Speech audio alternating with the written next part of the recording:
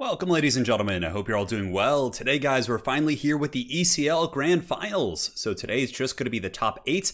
And then on Saturday, October 16th, we will be having the Grand Finals, which will be featuring the top 4. That, of course, we'll get to after today's event.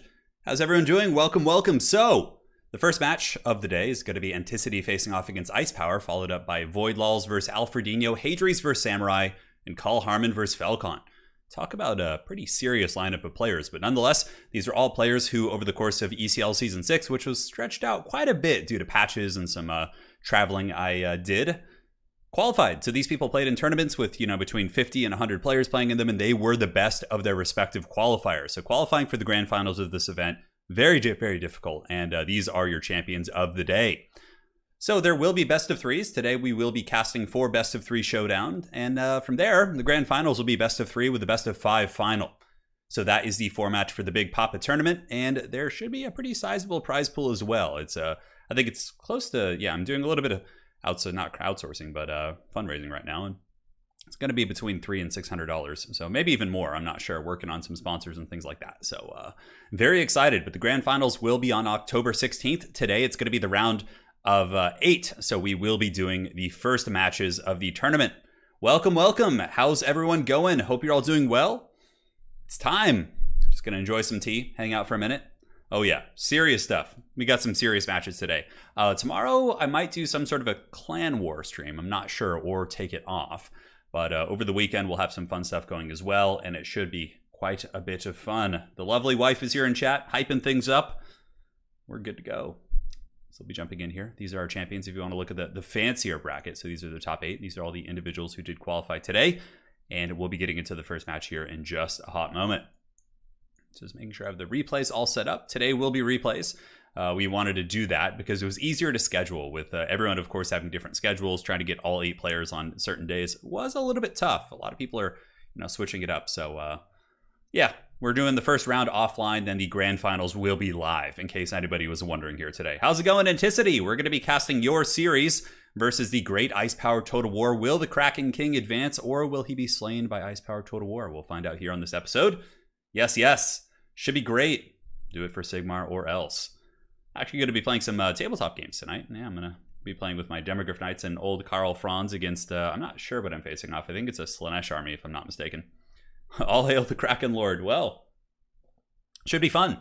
So looking at the players, let's go ahead and take a look at their clan structure as well. So Voidlolz is in VM. Alfredino and Enticity are, of course, in ODM. IcepowerTW War, I think, is in one of the XMT clans. Hadries is unaffiliated. Samurai is a Chinese player, part of the Han clan. Very, very strong player. And Carl Harmon, of course, ODM, and Falcon XMT. So the 2 clans that are most represented here in today's event are ODM and XMT. So very, very fun indeed. Lady Turin hype greater than the HRE prelate hype? Absolutely. Very excited to cover some Age of Empires 4 as well. Yeah, just got to wait another, 28 days? Although I'm hoping that we'll be able to get some sort of early look at things. But you never know. You never know. All right. The wait is over. Let's jump in. We've had our fun rambling here, but I think it's time for some sweet, sweet action. So the first match is going to be the Kraken King Enticity facing off against IcepowerTW War, the King of the Druchii. Yeah, although I know he's been a little bit down on the Druchii from time to time, but it is going to be a matchup between the Vampire Coast and the Warriors of Chaos here in the first match. So as you can probably suspect, it is going to be your boy Enticity here on the Vampire Coast, facing off against the Warriors of Chaos, who shall be helmed by IcepowerTW War.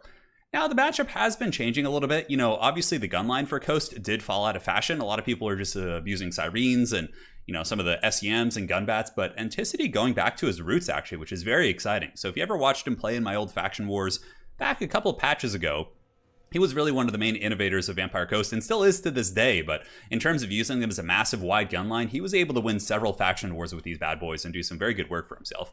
So yeah, he's bringing it back, man. We got a Vampire Fleet Admiral with a pistol. Pretty good. It can, run from Sigvald. It can shoot him. And although I think they're the same speed, but still does give some kiting options and things like this. We got Zombie Pirate Handgun Mobs. In the back, we do have Penta Deck Gunner. Man, that's some heavy, heavy stuff. And talk about hard to protect, right? This is a big Chaos Rush coming in from an extremely high level player here in IcepowerTW War. War handguns in the back. And yeah, if you guys are noticing his formation, a lot of people who first get into the game you probably do notice that there's just like a big spaghetti line with your guns right behind it. But what he does here is he has a kind of a staggering with his gun line, so they can like cover one another. So if one missile piece gets compromised, the other guns can turn and shoot and try and peel them off here, which is very, very exciting. Sirens, and that's pretty much it, with a couple zombies as well. Now looking at the forces of IcepowerTW War, coming in with Prince Sigvald. He does also have a Chaos Sorcerer Fire with a couple spells, Spirit Leech as well. So plenty of magic. No Flaming Sword of Ruin to really punish these Sirens, but he does have Spirit Leech. He's got Burning Head. With proper micro, he should be able to get some Focus Fire on them. Aside from that, I do like the Aspiring Champion pick. It's kind of spicy, and they do magic damage, so if they're able to sit on top of a Siren, they can actually drag them down. I like that he only got one and didn't go too crazy on these.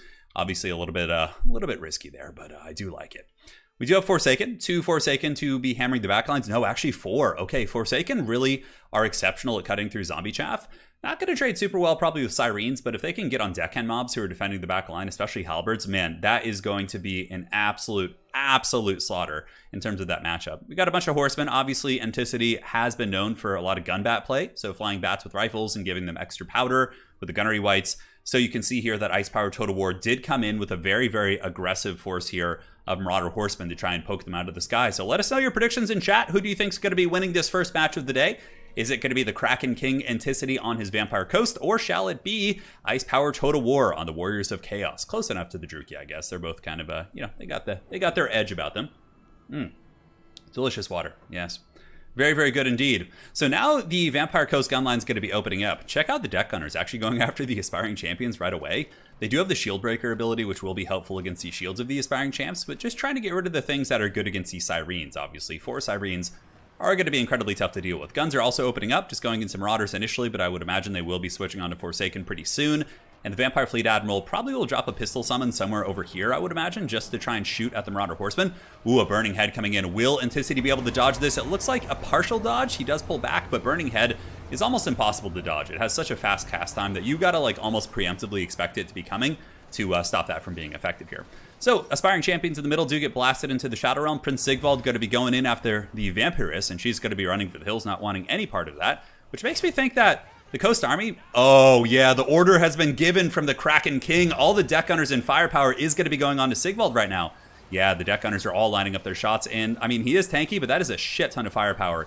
And Sigvald immediately put in the trash can. Oh my god, deck gunners galore with Shield Breaker, massive armor piercing. Prince Sigvald is in the danger zone.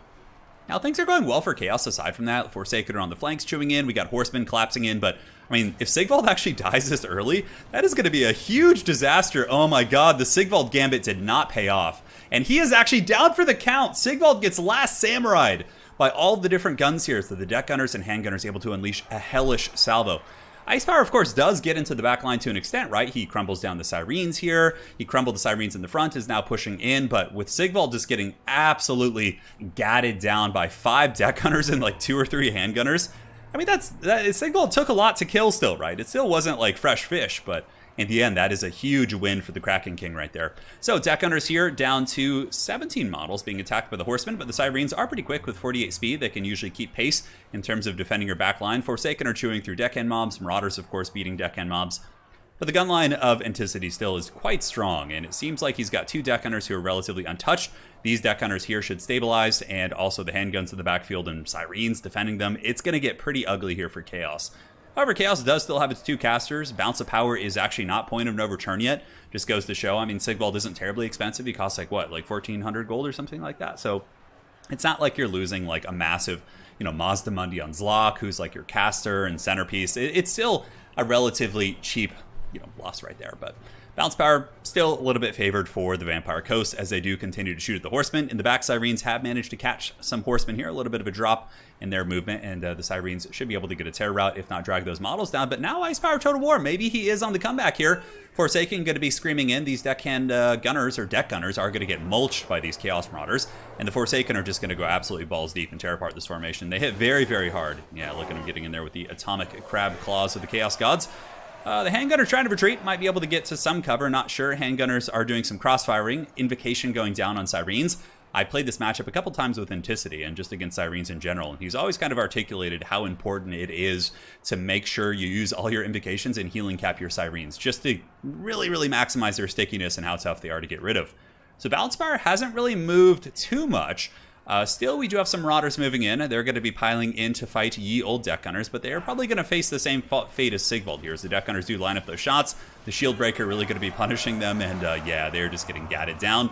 They're going to be turning and running against the fire of these zombie pirates. It's really, really refreshing, I have to say, to see like a traditional coast gun line back in business.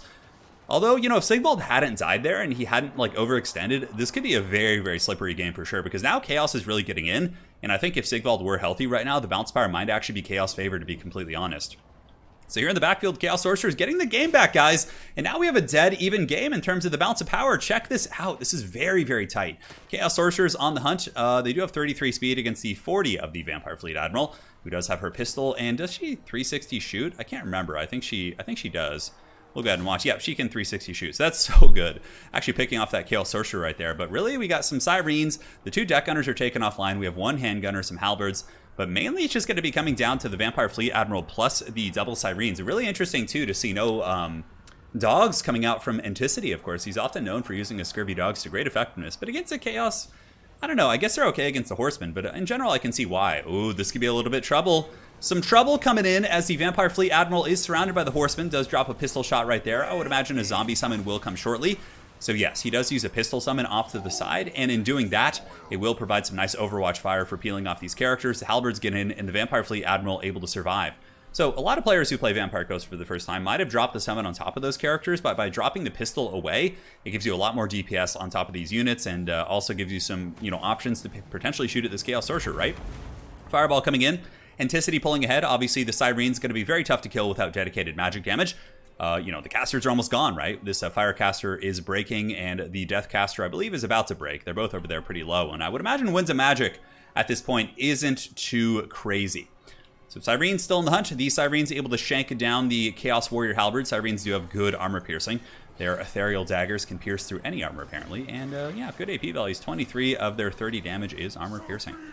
So looking like the point of no return. I think the Kraken King probably going to be pulling out victory here in Game 1. And yes, he does. Now, all the matches today are going to be best of 3. That is the first match. And Enticity has won with a classic Coast gun line. He has the Penta Deck Gunners plus the Quad Handgunners. Man, Sigvald got his bread buttered so hard. I mean, probably got almost zero value. Almost zero value, yeah, 193. So he really got shut down pretty hard. And yeah, you know, I think if Sigvald had lived and that gooning opportunity hadn't presented itself, it could have been a very, very close game. Because it was still super tight there at the end. It was like down to the wire. But, you know, Sigvald paid the price. He paid the price indeed. GG, well played. So let's go ahead and update the scorecard. We're going to be jumping on over to the next match here in just a second. We'll take a look at some of the values, though. Handgunners got about 500 apiece. Some of them got close to 9. Deck Gunners, you know, they got their value from Sigvald, but in the end, they did get shut down. Like, Coast really didn't have much left, nor did Chaos. So, old school gun line, baby. Yes, that is the old school gun line. So we're going to be loading into the next match here in just a second in this best of 3 series. So hang tight for just a second, and we will be with you here in a hot moment. A very, very serious bracket. Yeah, very serious bracket. And like all the players we have playing today are very, very intense and very strong players. So the first match between these two gentlemen was Vampire Coast versus Warriors of Chaos. And now, as far as the second match goes, it is going to be the Dark Elves. Ooh, Ice Power going to his main faction against Anticity's Lizardmen. Okay, this should be fun. So we're going to load into Game 2 here and see if IcepowerTW can bring it back to a rubber match. Alexander, all hail the mighty. He's arisen from the seas with crooked sails and incredible tails. Yes, Alexander, thank you for the 50. Really appreciate that. That is very, very kind of you. GG indeed. As we get into the next match. No, that's a full chub donation. Come on, man. Alexander, thank you so much. Really appreciate that. And hopefully you enjoy this one, man. Yeah, the Vampire Coast, I want to get like some of the Total War music that's currently obviously out there, like for some of the factions, and have it like redone into like rock and roll or like some sort of like thing I could actually use like before tournaments to like, I want to make another like hype trailer like how we had for the Doom soundtrack, but yeah, I don't want to use the Doom soundtrack stuff obviously because of YouTube's trolly copyright system, even though it's a game soundtrack. It's just weird. Alexander, thank you one last time for that donation. So Imperator did qualify, but he had to drop out. He hasn't been playing Total War. He had some, I think, some stuff going on in his life where he couldn't play right now. So we did have a second qualifier or a new qualifier to replace him, and Carl Harmon did win that one. So Carl Harmon is kind of our wild card. You know how in like the NFL they have the wild card, you know, folks who qualify for the playoffs and all that. Well, Carl Harmon is today's you know, player in that respect. All right, so next match. here we go. The battle is upon us. The fate of the old world, I was about to say Middle-earth, shall be decided here in this battle. So, looking here at the forces of the Druchii, we do have IcepowerTW. He, of course, is probably one of the community's most prolific Dark Elf players, one of the few mains. There's not very many of them. I think there's probably more than I could, probably less than I could count on one hand. Yeah, probably like 2 or 3 tops. But we got Morathi, a couple bolt throwers as well. Bolt throwers are, of course, a good answer against solar engines. Dark Shards, can deal with a number of threats. They can blast the infantry, they can shoot the Pterodon Riders, and certainly can do some damage. I mean, Dark Shards have crazy good damage output, but, just a little bit vulnerable, of course.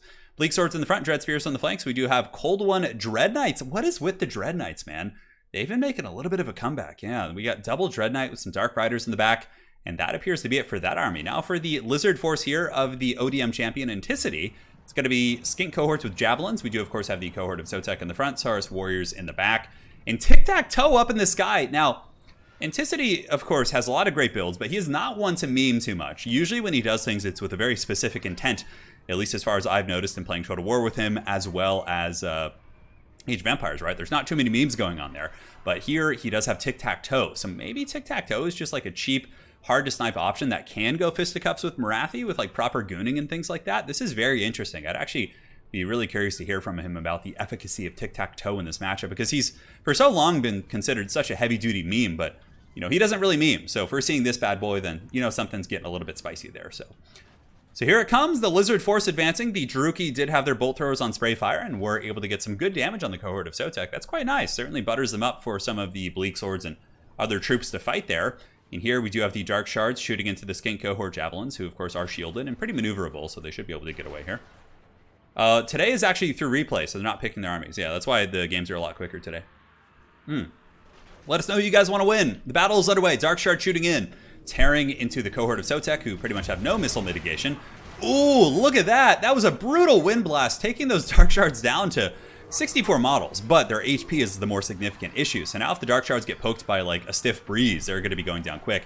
The cohort of Zotek does get pounded pretty badly though. Morathi getting a very cost-effective trade up in the sky, able to drop what appears to be a Soul Stealer, which should finish off these Pterodons and also help against the Saurus on the ground. The cohort of Zotek still almost breaking through, and it looks like we do have some loose rock drops as Enticity Saurus Warriors just dominate the Bleak Swords in the front line. No surprises there, and the rock drops on these Dark Shards do some heavy-duty damage. So even though the initial engagements were okay against the cohort of Zotek, we can actually see the Druchii lines buckling very, very quickly. Bleak Swords getting run over, Dark Shards overextended a little bit, and now the artillery positions are compromised. It looks like Enticity did just get beautiful rock drops and wind blasts, right? So all the rock drops connected. Look at the Dark Shards running, guys. That's 3 for 3. That's a lot of their army that is, going to be in trouble, because those Dark Elf infantry sure as hell are not going to win against like 8-foot tall dinosaur people. They're going to get in there with their cudgels and certainly do some work. So now the Cold One Dread Knights are being forced into the front line to obviously hold back the tide. The bolt thrower positions are being compromised. Another beautiful wind blast coming in from Enticity that just nails those Dread Spears here. And yeah, the Dark Shards, that's the thing about Dark Shards. Very static, very stationary. Surprisingly easy to stop with like Pterodon Riders and things like that. Whereas if you had like Repeater Crossbow Cavalry, they might have been a little bit tougher to lock down with those rock drops. But now we got Tic-Tac-Toe going after the Reaper crew. Might get attacked here by the Cold One Dread Knights. A little bit scary for your boy Tic-Tac, but he does of course have the Master of Disguise active, giving him 90 melee defense. And the Saurus Warriors are going to be meaty and very, very tough to drag down here. Some Morathi jumping in, just looking for freebies where she can. The game certainly in the favor of the dinos, but certainly not the point of no return, as Tic-Tac-Toe continues to hunt down the Dread Knights. Has he gotten any kills? No, they still have 36 of 36 models. IcepowerTW does rally some Dark Shards in the back, which is quite important. If he could get those Dark Shards functional, they still have decent model count. 41, 31. I think over here we have, over 30 as well. But I don't think they're going to be able to get back too efficiently here. The Skink cohorts plus all the Pterodon Riders should be able to kind of fan out. Morathi does get a pretty good Soul Stealer in the front, is able to nail the Skink cohorts as well as the Saurus Warriors, but I guess it's only 2 units. So not really terribly devastating. It's not like one of those games where the opponent commits all their lords and characters and Morathi just nails them with a Soul Stealer. It's a little bit more of a Soul Stealer light. Now Dread Knights continuing to bounce around, getting decent engagements, able to slam into the Saurus Warriors, and Dread Knights should be quite good against them. High armor, good combat stats. Saurus Warriors have pretty poor AP, so in general Dread Knights will trade very favorably there, especially with Ice Power getting Morathi over here and starting to really hammer that position. And looks like with the Dread Knights, maybe IcepowerTW will have a way back into this game. It currently looks like it's the Kraken King's advantage here. Enticity, of course, on the dinos. But those Dread Knights are going to be a little bit problematic, and Morathi, of course, is a much more impactful lord than Tic-Tac-Toe. Great magic, of course. Ooh, there's a Uranan's Thunderbolt coming in. Does take out a couple Dread Knights, but the Saurus Warriors as well as these skinks here do get punished. And Icepower with pretty good control on top of his Reaper Bolt Throwers, despite the fact that they were compromised early. He knows that if the game does go very long and the battle gets very stretched out, that they might come back and be useful. Dread Knights once again hammering in, and again proving to be the MVP here in the Druchii army as they do slam into all of those skink cohorts, as well as the Saurus and Marathi going to be dropping that sweet enchanting witchcraft here on these skinks. Saurus Warrior is down to 9 melee attack, which is crazy. So if you guys are new to the game, Marathi does have a debuff that basically lowers the combat effectiveness of units by -18 in terms of melee attack. So it's crazy, crazy good. Saurus get mulched pretty nice. So Thunderbolt going down, some sort of a Wand of Koraidon from Marathi, it looks like. Yes, it is going to be the wand. Here it comes from the skies, perhaps a blessing from Slaanesh. I know she's got some shady shit going on.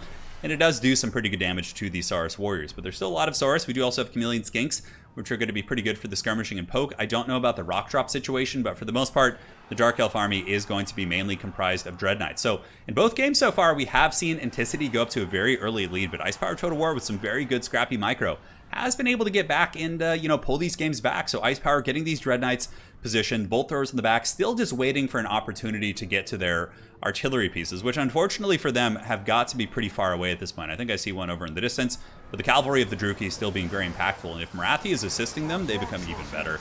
Like, the Saurus Warriors are really going to struggle to fight back when their melee attack is like sub 10. It's just like in the pits, right? So Dread Knights and Dread Knights, we got 25 right here. 34, the Lizard Army is Tic-Tac-Toe, a Skink Priest of Heavens, and it looks like some Saurus Warriors. And yeah, those Pterodon Riders, how's their ammo doing? I mean, they do have a bit of ammo to keep dropping here, and every Lizard engagement they take, they are losing a couple Cold Wind Dread Knights. I mean, of course, they're doing a great job, and the Balance Fire might even be a little bit Druchii favored at this point. It's kind of pulled back to the point. It was Lizard favored pretty hardcore in the beginning with some of the buckling in the front line, the Dark Shards being taken offline, the Bolt Throwers, but the Dread Knights have really done a good job scrapping back. Here comes another charge. It looks like he's thinking about it, although the Pterodon Riders with their Fire Leech Bolus here is trying to pick off the Dread Knights, but Dread Knights are pretty armored, and the Pterodons, of course, don't have great armor piercing. Ooh, a good Soul Stealer as well. That's going to be hitting a lot of stuff. Skink Priest, Saurus Warriors, Enticity does try and spread out his forces to avoid that, but, the longer he kind of, restructures his army here, the more that he's going to be getting poked by Pterodons. And did some of the Pterodons go into melee? Oh, that must have been a mistake. So some of the Pterodons were sent into melee here. I think it's because they ran out of ammo and they just had an attack order. So they went into melee here with the Dread Knights, although they do actually get a couple of kills. Those Dread Knights are down to 22 models. The Lizard Army does have some Cold Wind Riders, which have rallied on the edge of the battlefield. They should be quite useful. Wind Blast going down does hit the Reaper Bolt Thrower crew. Probably should have saved that for the Dread Spears, but nonetheless, it still did some okay damage. Oh, Kraken Kings are going to go for a surround right now. So he's going to bring the Pterodon Riders, but Icepower is very privy to this. Icepower with some good micro pulls back the Dread Knights and gets the Dread Spears to kind of cover their retreat. So 30 models here, Dread Knights coming in the back, Marathi going after the Skink Priest of Heavens, which is a good call. She's not like great against foot-based characters, but she still should be able to potentially do that. Oh no, but could it be the blunder? Tic-Tac-Toe coming in with the Master of the Skies, looking to duel Marathi, and I don't know if she has any Soul Stealers in her back pocket. It looks like she does. Balance of Power is getting more and more favored here for the Druchii. Could we have a comeback here in this duel? The Clash of Fates is upon us. Hey, thank you for being a member for 13 months. Arigato gozaimasu for that, man. Really appreciate it. They've yeed their last... That's pretty good, dude. I like that. Thank you, man, for being a member. I'm really glad they actually added that feature to YouTube. But, man, Marathi in the Duel of Fates here. It's like the Darth Maul scene fighting against Qui-Gon Jinn. We do have the Marathi on the run, actually. Tic-Tac-Toe getting the upper hand, but there are spears coming in, which should kind of change the dynamic of this fight.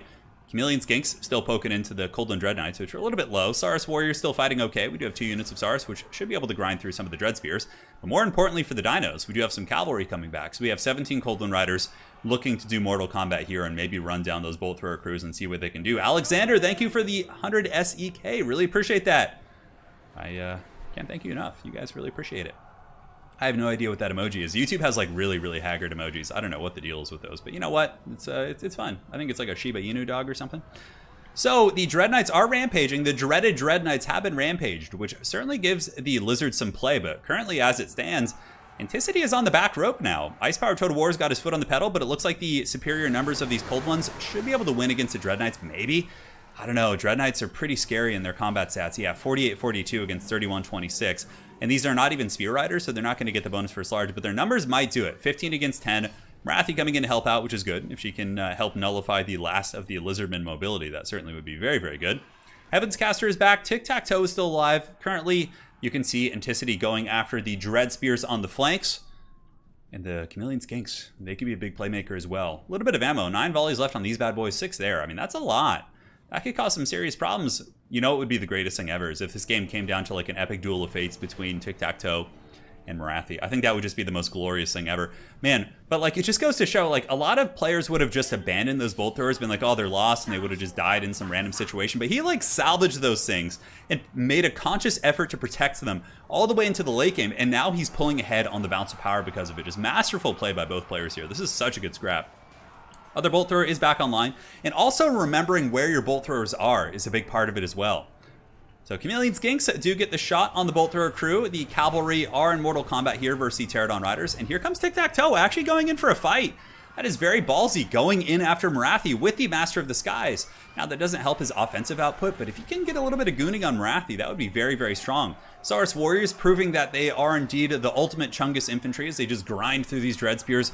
Big, meaty lizard boys definitely getting a lot of work in there. And it looks like the bolt thrower actually shooting into the fight against Tic-Tac-Toe, but that probably won't last for long, as now the Chameleon Skinks have set their little lizard eyes here onto the Reaper bolt thrower and should be able to shut it down. And look at this, Tic-Tac-Toe getting the best of Morathi. She's on the run. She's on the hunt. I'm after you. And yes, she is looking to get back up in the sky here, poisoned by the Skinks. And now the bounce of power is pulling back into the middle due to the valiant efforts of the Lord of the Skies. Yes, that is his title, Tic-Tac-Toe. And now he's looking to seek vengeance against Morathi. And he's coming in for it. 55-50 against 55-40. Morathi has anti-large too. Like, by all accounts, she should win that. She should win that. But with the bolt throwers going offline, Pterodon Riders, of course, also piling into Morathi. I think that was a big factor. I mean, Druchii really don't have much left. Talk about a back and forth game. Just an absolute scrap here between these two gentlemen here. So Dark Riders got 10 models. The Dread Knights do shatter. Thank you so much for the donation, man. I really wish I knew how to read your name to thank you properly. I know you've typed it before, but yeah, it's thank you so much. Really, really appreciate that. The 2,000 yen. So Tic-Tac-Toe, the boys, just kind of cleaning up the scraps right now. We can do a little bit of fast forwarding as they reposture their armies. Tic-Tac-Toe going after the bolt thrower here, but the bolt thrower crew probably just going to shatter as soon as, you know, the mere visage of Tic-Tac-Toe appears in their visors. Here he comes, flying overhead. Intimidation, will it work? And they waver, but they actually hold. Well, apparently Tic-Tac-Toe isn't that scary, but he's trying his best.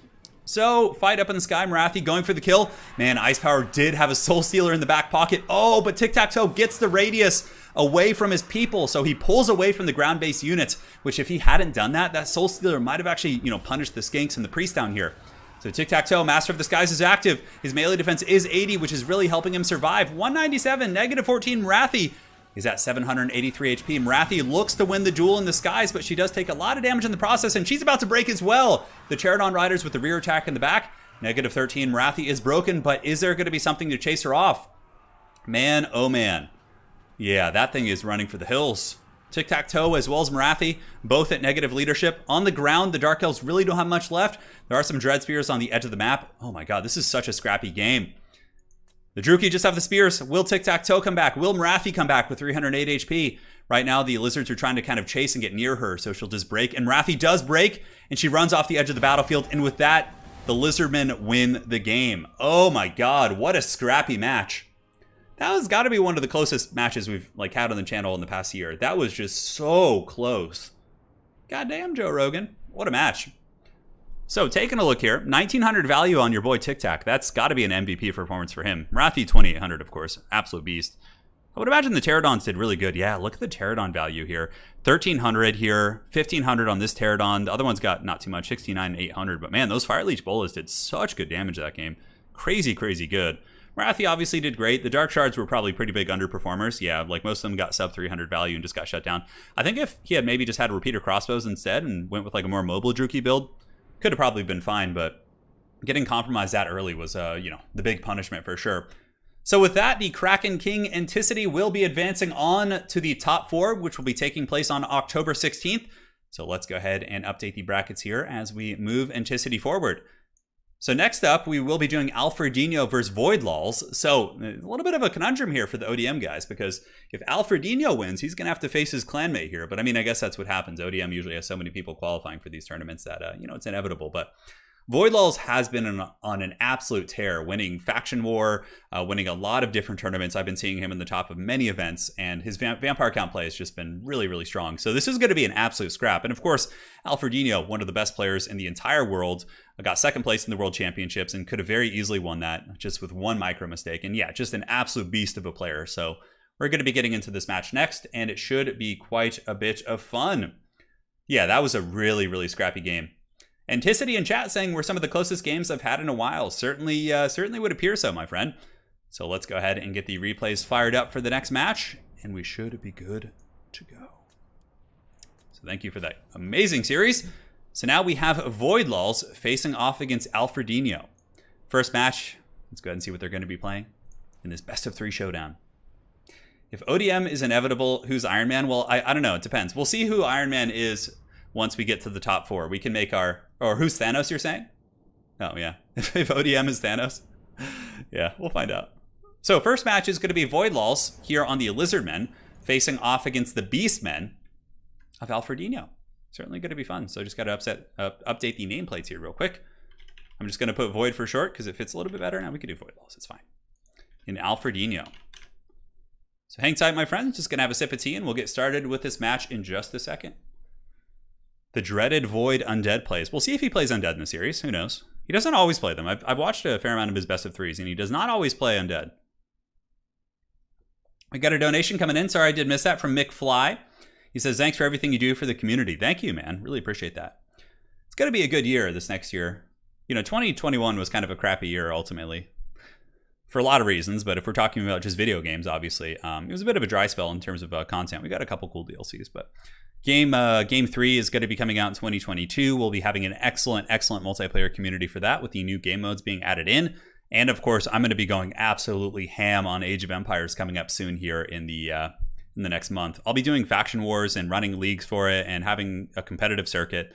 I'm really looking forward to diving into that pretty hard. So it's going to be great. Yeah, Diego, I've been playing on the Cavalry beta. Yeah, I have. And the Grand Finals will be on the Cavalry beta as well. The year of delays, yeah, absolutely. I don't mind the Total War delay, though. I'm kind of happy.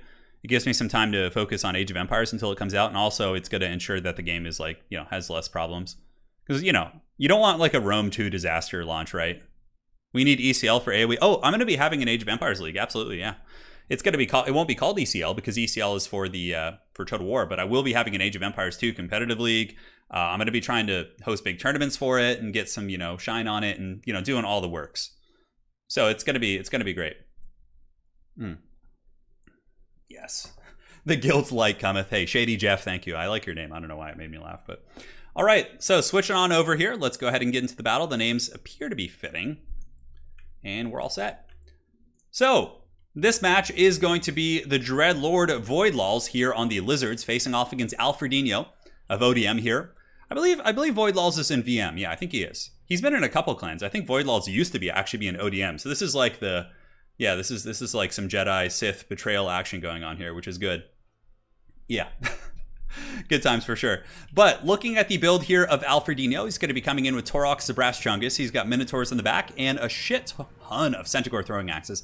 And, you know, even before the Beastmen got their DLC, this is pretty much how they dealt with Lizardmen, was with Centaur throwing axes. But now they have additional tools, right? They have Taurox, who's very, very good against big dinos. They do have the Tuskor chariots and very, very cost-effective pieces to deal with Sars and Temple Guard. So it's gotten a lot easier for them for sure. Dob Play says, I'm planning on covering it as well. Wanted to learn Age of Empires 2, but it's so daunting. You know, Dob, that's like perfect that you say that. You know, Age of Empires 4 has a lot of similarities with Age of Empires 2. But it's a good time to get in because, like, everyone's having to learn new mechanics and, like, some new basics together. So if you want to, like, get your you know, your feet in there, what is it? Get your feet in the sand? I don't really know the expression, but if you want to, then that is the way. Yeah, Spirit of the Law is a fun channel for sure. Oh, there's a lot of good Age of Empires channels. But now back to the ECL, back to business. Currently, the Beastmen advancing up. Very cautious approach here from Alfredino. Try not to take too much damage. In my experience of playing Lizards, Pterodon Riders are super good against the Centaur throwing axes. They have better range, just barely. It's 80 against 90, or 70 against 90, actually. So they can, like, sit and poke. They can kite out Harpies pretty effectively. Pterodon Riders, I think, are one of the biggest MVPs here and can do some real good work against the Foul Beast people. Tuskor Chariot's going to be very welcome here. There are Temple Guard, yeah. So here, a very defensive build coming in from Voidlolz. 2 Temple Guard, double Solar Spears. He does, of course, have Lord Chungus here, Mazdamundi, and double Solar Engine. Yeah, plenty of room to get around. If you were like a little bit closer back, this could be considered like some sort of a, you know, corner camp type situation, but it's just right on the edge of the rules there, which seems to be okay here. So here comes the Centaurs hammering in to the Solar Engine. Maybe a little bit of a risky overextension here. If that Solar Engine actually gets trapped and can't get back to its battle line, that's going to be very, very problematic. And throwing axes are also on top of it. So what Alfredino is doing right now is he's moving the Centaurs past it, and then he'll probably turn around and attack it, which will pin it in place. So now you can see the Solar Engine a little bit trapped, and we do have the follow-up coming in from the Brass Bull, who's going to be hunting this bad boy there and doing some work. Get your feet wet. Yeah, dip your toes in the water. Okay, we're getting all the good analogies here. Thank you guys for your support. But the Bastillodon getting hammered, I mean, Minotaurs on top of it. We do also have your boy Torox and a beautiful Ruination of Cities with a net. So Lord Mazdamundi did get a net on the Centaurs and was able to get a Ruination of Cities. And talk about a good value. I mean, normally that doesn't do shit. It always goes the wrong way. But in this case, it actually did do okay. Shield of the Old Ones is down. One of the issues for the Beastman army is that a lot of Temple Guard are not going to be contested at all in the infantry fight, but the Chariots do get a nice rear charge. Minotaurs piling in as well, so these Temple Guard are going to be getting attacked by a fair amount of resources here. Now the Saurus Spears are being dispatched from the back line. Now, Pterodon Riders up in the sky continuing to harass, so they are able to actually break the Centaur throwing axes here. Seem to be doing pretty nice work, and a big, juicy banishment right on the back of those Centaurs. Man, oh man. The Mazdamundi casts have just been on point this game. Normally, they're just a huge swing and a miss, but overall, they've been really, really good. So Torox still going deep here, trying to take down that Bastillodon with the Solar Engine, and so far he has done some good damage. It is at 2700 HP. Torox himself pretty tanky, can probably withstand the Temple Guard for a moment, and the Centaur throwing axes, I think, are sitting nearby. Yeah, we do have 2 of them right here who aren't super active.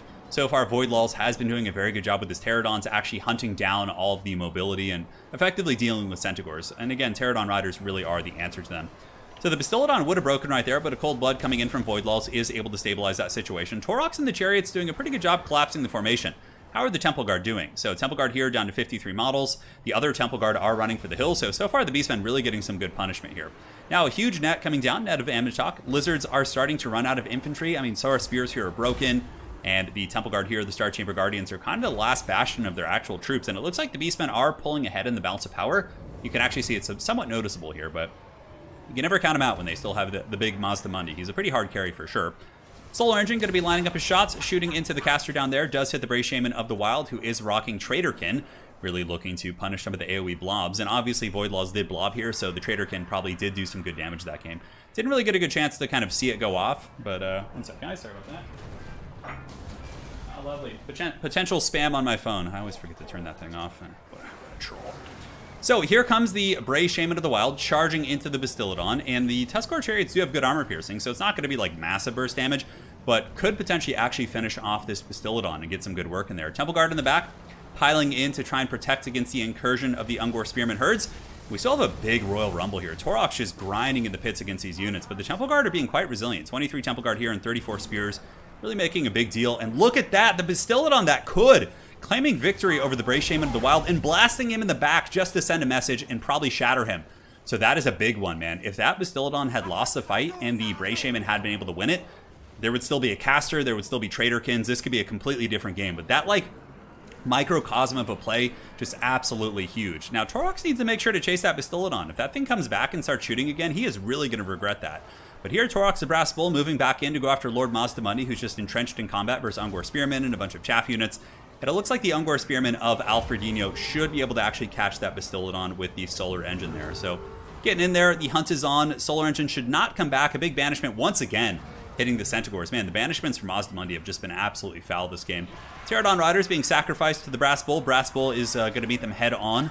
And they will certainly not be grabbing the bull by the horns, as he will be running them over quite efficiently. And now Alfredino is going to be jumping over with Torox and going after Void's Bastillodon, the second one. The other Bastillodon was escorted off the edge of the battlefield. So all we really see here from the Beastmen, let's see. Yeah, they got a couple chaff units, some chariots. They got Torox, some Minotaurs here. And for Void, he does have Mazdamundi, but he also has tactical reserves coming in.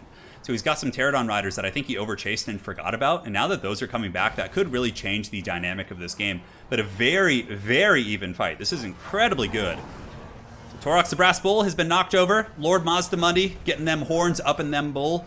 And Torox the Bull going to be returning the favor. He's certainly very durable. Torox is such a nice boon. It's like, I wish Nakai was like this.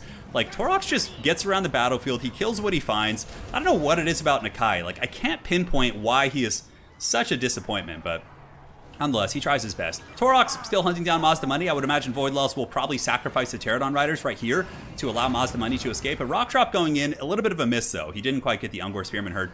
But the big Terror route coming in here, Minotaurs and all these guys are running. Oh no, they're actually just straight up broken from attrition.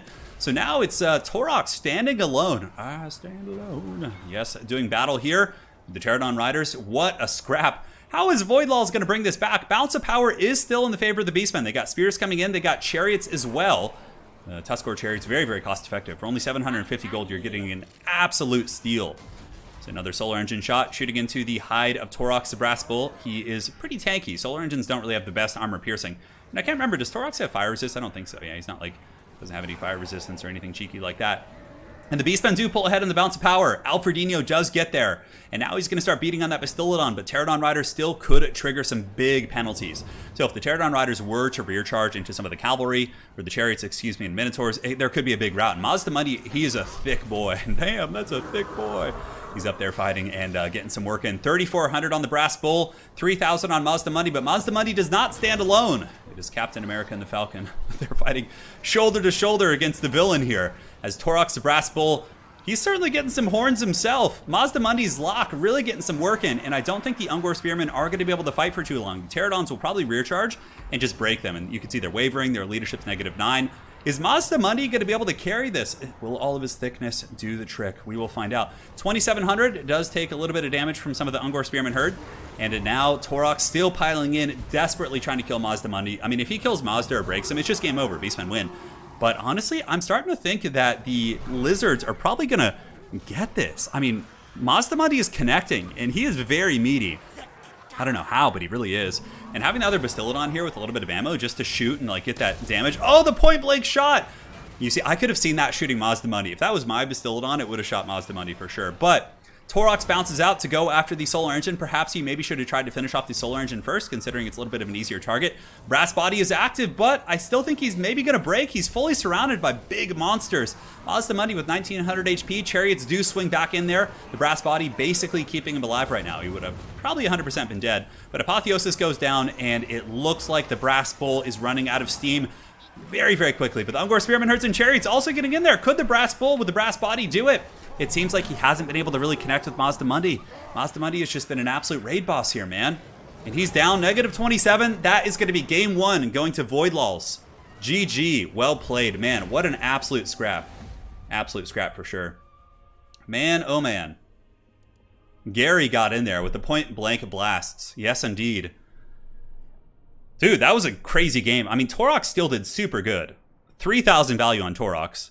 A lot of it, like I said, I think came down to the caster getting killed there. I mean, there was obviously a ton of other plays that dictated the outcome of the game, but Alfredino, I think, had a pretty big advantage early. And then when the caster died to that Solar Engine over there, which I think Torox should have came and dealt with, that took a lot away, right? If that second character had been there with like a Trader Can and Cycle Charging against a slower Lizardman with a Tuskor character mount, I think Alfredino would have won that game. Man, oh man. Mazda Money with 2,700 value as well. The sad moves, yes, release them. The Solar Engines did okay, but that was really a classic textbook case of Mazda Money just getting thick and carrying that game. All right, so now we will be getting ready for our next match of the day. So let's go ahead and load in. That is the bracket that we've experienced so far. Let's do it to it. All right, all right. So next match, let's go ahead and delete that one in this best of 3 series. I believe that was the first game. Is going to be Alfredino on the Warriors of Chaos against Voidlolz on the Beastmen. Okay. We got Beastmen coming back for round 2 against the OG Chaos Children, the Warriors of Chaos. Although I guess Beastmen might predate them, honestly. Beastmen have probably been around forever. Yeah, who knows? Yeah, Solar Engines are really cool units. Incredibly neat for sure. All right, guys, just give me a minute here. I just got to switch all this fun business around, update that, and we'll get started in just a moment. Let me just have a little sip of water. Yes, yes. It's been a good proper scrap. Yes, it has. Man, Mazda Money, I can't believe he endured that. I mean, there were so many little micro decisions that could have like switched that game one way or the other. It's a sign of an even matchup, right? With Voidlolz and Alfredino. Like, these two players could very well be in the grand finals of this tournament. Like if they had been on opposite sides of the bracket, that would have been one that I think like bookmakers would have liked, right? They would have been like, yeah, the odds are pretty good on that. But they are facing in the first round. And that's the thing about the ECL grand finals, right? We have like so many good players that, you know, any of them could be like a grand finals matchup of any standard community tournament, which is very, very neat. Are there any Skaven today? I'm not sure. I haven't watched the replays. I just like put them in the replay folder and I'm just going through them because I don't want to know, like, I want to be surprised when I see things. If I watch the replays before, you know, it kind of becomes like a replay cast, which is a little bit more objective and less exciting. So Jordan says I should call the Age of Empires League the EEL, the Eternal Empire League. Yeah, that's fun. I'll come up with a different name for it. Yeah, I'm gonna try and find some sponsors and things like that. Like when Warhammer 3 comes out and Age of Empires, like I'm gonna try and find some like actual consistent sponsors, like maybe some companies to sponsor it. Like obviously Red Bull Gaming sponsors Age of Empires 4, so or Age of Empires 2. So if they would get behind Age of Empires 4, I feel like there's a lot of good stuff we could do. Because like I don't have like the ability to put on like a high production value. I'm just not good at that. Like I can cast and do all that, but in terms of like, yeah, the other things, maybe I need to learn. I don't know. Beastmen are just humans. No, Beastmen aren't. Yeah, Chosen of Corn. Beastmen are just humans who ate too much warpstone. No, they're not actually. Beastmen are. I don't really know about the exact lore of it, but it's my understanding. I've read a couple lore tidbits where like sometimes like I don't really know. Yeah, like sometimes they're born to humans and then they're just like they become outcasts and then they just like, you know, become Beastmen and mutate and all that sort of good stuff. Yeah. Hadries plays Skaven. Yeah, Samurai also plays Skaven. As far as other Skaven players here, Alfredino is probably one of the best Skaven players out there. Falcon doesn't play Skaven. Carl Harmon, not really. Carl Harmon plays like the Wood Elves, like Lizardmen, like that whole kind of ODM classic. All right, so here we are. Yeah, you know, for Warhammer 3, and we can have this discussion here real quick. It'll be quick, and then we'll jump into the next game. I'm just kind of like resting a little bit. I do plan on like upping the like I'm gonna probably try and hire some folks. If anybody has this ability, I want to make some like interactive graphics, like some like caster's desk and things that have some animations in the background and really kind of up the quality of things. Oh, it's a good thing I took a break for a second. I just noticed my internet had a little bit of a spike there, but hopefully it'll be fine. But I do want to like update and like have like a standardized like tournament casting graphics and things like that. So if anybody's like familiar with how to do like animations that I could use on like my broadcast software, please hit me up in Discord. I would greatly appreciate that. And I'll hire you happily. All right. So here we are. Let us go ahead and load into the next game of the day. It is going to be a Clash of Fates. So the name's fit. All is good. Currently, Voidlolz is up 1-0 in this best of 3. So if Voidlolz does win this game with his Beastmen, so I had to switch them the sides because I had players all like send me the replays in like a bit of a random sequence, so it wouldn't obviously be obvious here. So we do have the Forces of Chaos, who are going to be helmed by Alfredino. He's got a shit ton of Marauder Horsemen and Horsemasters, which are actually quite good against Centaurs. They do have superior range, so with good micro, they can actually usually outdo Centaurs with throwing weapons. Ryan G, Turin sponsored by Manscaped. Yeah, you know, whatever, man. Yeah, that's like a reasonable one. Like, if it's something that, you know, I could get behind, man, we'll see. So aside from that, we do have Chaos Marauders. We got a couple Chosen? No, Chaos Warrior Halberds in the back with Mirror Guard, Double Manscore, and Archaon the Ever Chosen. So in case there are some big beasties, we do have the Chaos Halberds. The Manticore Goon Squad with the Archaon can be quite scary with Slayer of Kings. I do like this army quite a bit. Yes, yes. Yeah, Brandon, the animations that I'm talking about will be like more like generic esport type like background stuff, not like with Warhammer graphics. Yeah, it'll be like more universal that can be applied to all of my different tournaments and streams and things like that. So yeah, nice Chaos Army. And for the Forces of Voidlolz, the Dreadlord of VM, he's got Torox the Brass Bull, a Bray Shaman, a Jabberslythe as well, a bunch of Ungor Spearman Herds, Throwing Axes, a Manscore up in the sky, and some Hounds as well. So pretty classic stuff. Not seeing any Bestigors, though. I actually like Bestigors quite a bit in this matchup. Now, Fireball's coming in. And where is that Shaman going to be getting hid? Oh, check that out. So he hid his Bray Shaman of the Wild. Man, this is some high-level play. He hid the Bray Shaman of the Wild behind the Jabberslythe and let it get shot by the Fireball, just to make sure that his caster didn't get gooned. Man, that's some like high-level shit. You see, like, I'm a pretty good player, right? I can compete with good players, but there's like little things like that just show how badly they want to win and like how serious they're taking it, because that is good stuff. Torox is picked a lot because he's very good, to answer your question, Cipe. He's just very, very strong. He is everything that Nakai wants to be. Another fireball coming in, but the Jabberslith not going to be in position. Oh my god, the Bray Shaman gets nuked! And that is why the fireball needs to be blocked. Man, oh man, that is just some devastating shit. So now Chaos is going to pull this fight back, and usually, you know, Chaos isn't a faction that kites terribly often, but in this case, I think they are. Marauder Horsemen do get caught by the Manticore and the Jabberslith, and will be on the run here, so they're going to be retreating away. While the Beastmen decide to pursue the army, I would imagine Archaon is going to be continuing to get some good zaps into the Beastman army, trying to get those fireballs and maybe finish off that Bray Shaman before he actually takes a fight. Chaos with a little bit of a partial engagement. Looks like some Marauders may be taking a fight here, while the Horsemen massively outvaluing the Skirmishers of Voidlolz here. Able to just punish the Chaos Warhounds here, and I would imagine they're going to be pursuing the Centaurs, the Throwing Axes here shortly after, and maybe getting some good work in. Who knows? We will find out. Now over here, more enveloping. The Beastmen trying to get around the army here of Alfredino. We do have the Centaurs, the Throwing Axes, and Poison Hounds looking to kind of pincer in, while Torox, the Brass Bull, just unleashes his full fury and hunts down the Chaos Marauders here. And it looks like one of the Chaos Marauder units is basically going to be sacrificed to the gods. And yeah, you know, Alfredino is getting his value elsewhere, so it's not the biggest deal in the world to sacrifice that. Inevitably, the Beastmen will catch something, right? Some more skirmishing here. You have the Horsemasters just throwing them spears into the Centaurs and other units.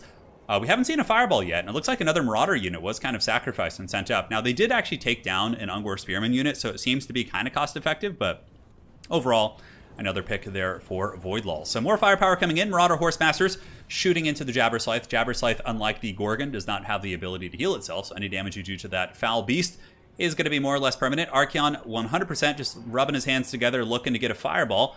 That's got to be what it is, and just eyeing that caster, which is just such fresh fish. But man, such good micro here by Voidlolz as well. He's keeping that caster near the Jabberslith because he knows that the fireball is going to be coming, and he wants to make sure that he can screen it by using the Jabberslith to block. That is some serious shit right there. But Chaos with the counterpunch here. Chaos does actually hunt down the Beastmen forces. Their Manticores, now that the Torox and the Jabberslith are away, they do jump on top of the Centaurs, are heavy in pursuit. Oh, big mistake here by Voidlolz, in my opinion. He actually commits a Manticore, which I think is going to get absolutely dunked on probably by the other double Manticores. But no, actually, he decides to pull back. I guess there's still a fair amount left, but honestly, I feel like Chaos could have committed to that fight with their Manticores and probably could have won that. A little bit hard to say, but Alfredino is a far better player than myself, so he's probably just taking a more cautious approach, maybe not wanting to take the RNG approach and just see whose Manticores would connect more than the other. Just going for the safer picks, you know, breaking the Chaos Warhounds again, getting them closer and closer to shattering. So on the other side of the battlefield, Chaos Warrior Halberds do get broken down by throwing axes. You can see they're certainly in trouble here, and though they are good against Torox, if they're being hit with armor-piercing throwing axes, and the Brass Bull and, you know, some chaff units, they're not going to have a good time. So Torox should be able to hunt these guys down. Those Chaos Warriors not going to be long for this earth, and they will be pushed off. Balance of Power is actually a little bit Beastmen favored, but it did start out that way anyways, with the Balance of Power kind of being a little bit buggy for the Beastmen. So I would say right now, as it currently stands, this is a very, very even match. I think both players are in an absolute scrap. Alfredino still has pretty good troop quality. He's got Mirror Guard, he's got Halberds back here. Really just like a very, very heavy skirmishing game. Slight micro mistake though. Alfred does send in his Horsemen, probably trying to get an attack on something else, and the Horsemen do get entangled with Ungor Spearmen, which is going to be a disaster. They're going to take a lot of losses if they continue to stay there. Traderkin going down. Single target Traderkin. A little bit of a desperation play, just trying to catch something, but it does have a slow on it, so 54 speed plus the Hound Poison might be able to get the catch here. We'll see. Mirror Guard are being pulled up as well. So the Mirror Guard might be able to buffer these guys out. We'll find out here in just a hot moment. So will the Mirror Guard get in? Will they block up the Warhounds? We'll find out. On the other side of the battlefield, we do have some loose skirmishing as well. We do have the double Manticores gooning the Manticores of Voidlolz. So that battle did end up happening in the end. The Lord of the End Times was there, and the Feral Manticore has been shattered, while the Centaurs and Marauder Horsemasters continue to really dominate the mobile game, really out-trading a lot of the Beastmen mobility. But the Beastmen are probably going to get some good damage against Mirror Guard. I mean, they have a Mortis Engine here. Now, the Mortis Engine effect only works if something is below 50% leadership, which the Mirror Guard are not. They have very incredible leadership and are immune to psychology. So, for example, if you have an unbreakable unit like Sigmar Suns, they're actually immune to the Jabberslith's Mortis Engine, which is pretty cool. So, the Chaos Warhounds with Poison, able to partially catch Horsemasters, but the other Horsemasters do collapse while more and more Horsemasters layer on, and now it looks like both players committing a fair amount of resources, and Archaon and the company coming back in, looking to prepare for the final fight. Could be Torox versus Archaon. There still is a Manticore, still is a Jabberslith. A fair amount of scare units for both sides. This is a very, very close match, and clearly these guys are very evenly matched, man. It's always a scrap between them.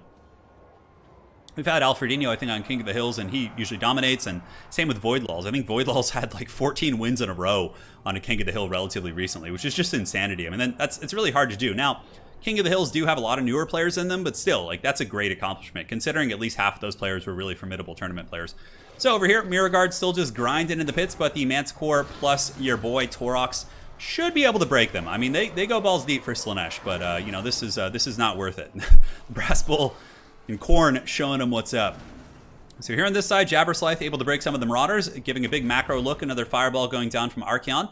That one didn't quite connect as well. The Bray Shaman probably will survive that. -6 leadership, and he does break.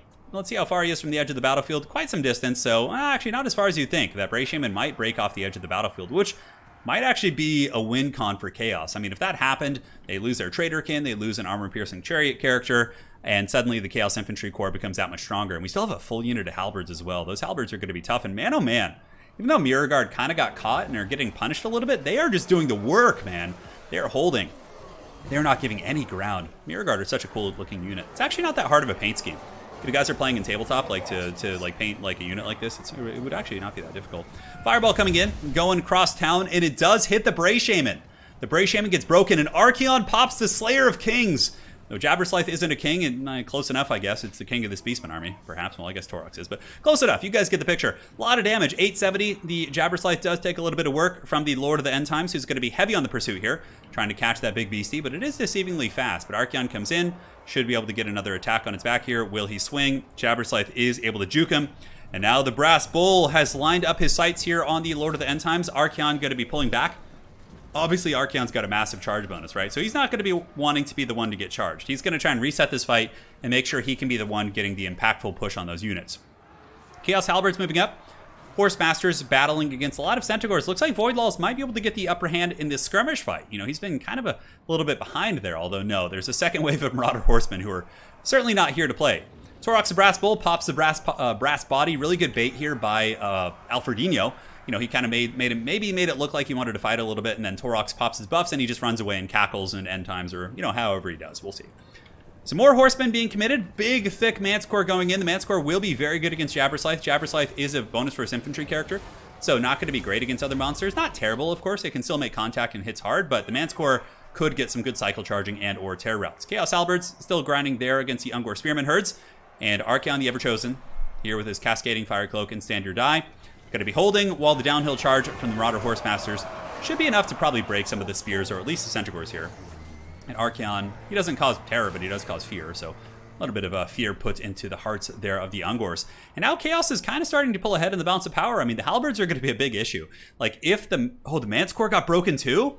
Oh, the Jabberslythe got the Manticore and actually shattered it, but there's a second Manticore coming from off-screen with the steel chair. Ooh. So Halberds, Archaon plus Manticore is going to be very tough for this Beastman army to break down. Because Archaon with Slayer of Kings, and if he has any magic in the back pocket, should be able to deal with Torox. Yeah, like, he's pretty damn scary. His combat stats are 78, 65, 17. Pretty damn close to Torox, actually. I don't know who would win in a straight duel. If Archaon could use magic and Slayer of Kings, he probably wins the duel, but if it's just like kind of a mid-game fight with like Brass Body active, I think Archaon might actually take an unfavorable trade. So now Archie's going to be moving in, going after the Jabberslythe. Manticore probably will come in for a terror route. Looks like it's moving in maybe after the Brass Bull. Oh, that Burning Head's going to be so good. Look how lined up they are. The Ungor's just getting cooked. Their goose is cooked. -6 leadership. The chaff is now gone, but Archaon stands alone. He needs to get back. The Manticore going in for the kill. He needs to get his Halberds. We do have the Chaos Warrior Halberds over here that are going to be engaging.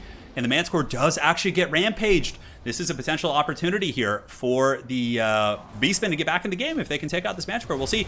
But Archaon comes in, does some big damage into the Jabberslythe's back. Going to continue to attack it there. 2,300 HP. He does miss his next attack, but now we got Marauder Horseman getting in. The Manticore, of course, is still fighting. And I do like that decision. A lot of players might have abandoned that Manticore, but he decides to stay and fight and support it. And will the Jabberslythe break? It looks like it's holding the course. Archaon does take a little bit of a bowling ball action from the Brass Bull.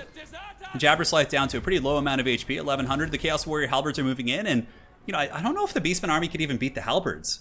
Like, I think that's why the bounce power is so favorable. I mean, they have Archaon, plus like all the Halberds here. 71 of these bad boys. They've only lost 4 models, and yeah, they're very tired, but the Jabberslythe is broken, and now Brass Bull is going to withdraw. Voidlolz knows the game is over, and Alfredino is going to be claiming victory here in Game 2, and now we're going to a rubber match.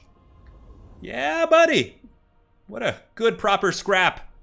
Archeon racking up some Slayer value, 1600, not bad. The Horsemen were so good, though. The Chaos Horsemen, 900, 1,000, 900, 700, like, just great value from the Horseman core, which I think did win the game for him. Torok's only 1,000, kind of held in check a little bit. Jabberscythe got about 14.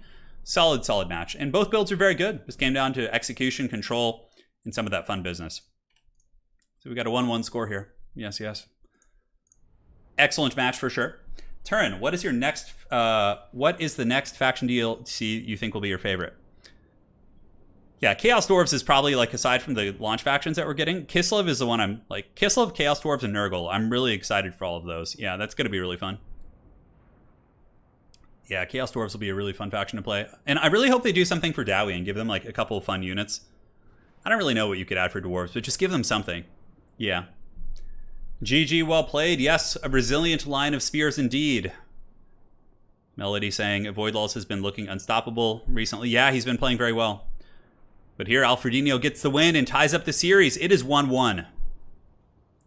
And you guys are in for a treat. I believe their last match is a Wood Elf Mirror match, if I'm not mistaken. Absolute trolley matchup, which is pretty hilarious. You know, that's one way to decide it, right? Nobody has an advantage. You're both Wood Elves, so can't make any claims about imbalance or anything. It's just a Wood Elf Mirror match, right? Which is quite fun. So here's the bracket for today. We did finish our series between the Kraken King, Enticity, and IcepowerTW. He did win 2-0 in that series. And now we are doing the match between Voidlolz and Alfredino to see who will be facing Enticity in the top 4. Will it be his clanmate or will it be Voidlolz of VM? After that, we're going to do Hadries versus Samurai and Carl Harmon versus the Dark Lord Falcon, the bald man, getting down and dirty. So let's go ahead and fire up the next replay. Yes. Should be good. All right. We casted that game. Don't want to be repeating too many of these. I'm not that old. I'm not going to cast the same game twice. That would be very funny, though. Looks right. Just like so paranoid, I'm deleting the wrong ones. All right. Yeah, it's a Wood Elf Mirror match. Oh, God. This one is either going to end in like a minute, like 3 minutes, or it's just going to be like 25 minutes long. Just like dodging shots, using all your ammo, just like that sort of thing, right? All right, it's cool. So we need to switch this again. Update. Yeah, let's just hang tight for a minute. Brandon saying, oh no, Falcon is scary. He certainly is. You know, I'm really interested to see like what Total War tournament players can transition effectively to Age of Empires 4 and like play both. Like who will be good? I have a suspicion that a lot of them might struggle because they're not used to like base management and like macro, but I'm really curious to see how that goes. Something I've been thinking about quite a bit lately. Enticity and I practice a lot together. We got a lot of good games. But he has a background in playing StarCraft and things like that. I'm curious to see like, you know, what would happen if we got someone like Falcon as well, right? To play Age of Empires and see how good he could be with it. It'd be really fun. It's the best faction twice, says Melody. Yeah, Wood Elves are really cool. I like Wood Elf armies a lot. I have a friend who in my Age of Sigmar league who plays the Sylvaneth, and he's got a really nicely looking painted like Dryad army. He's got like the Spirit of Durthu. He's got a Lariel. It's a really, really cool army.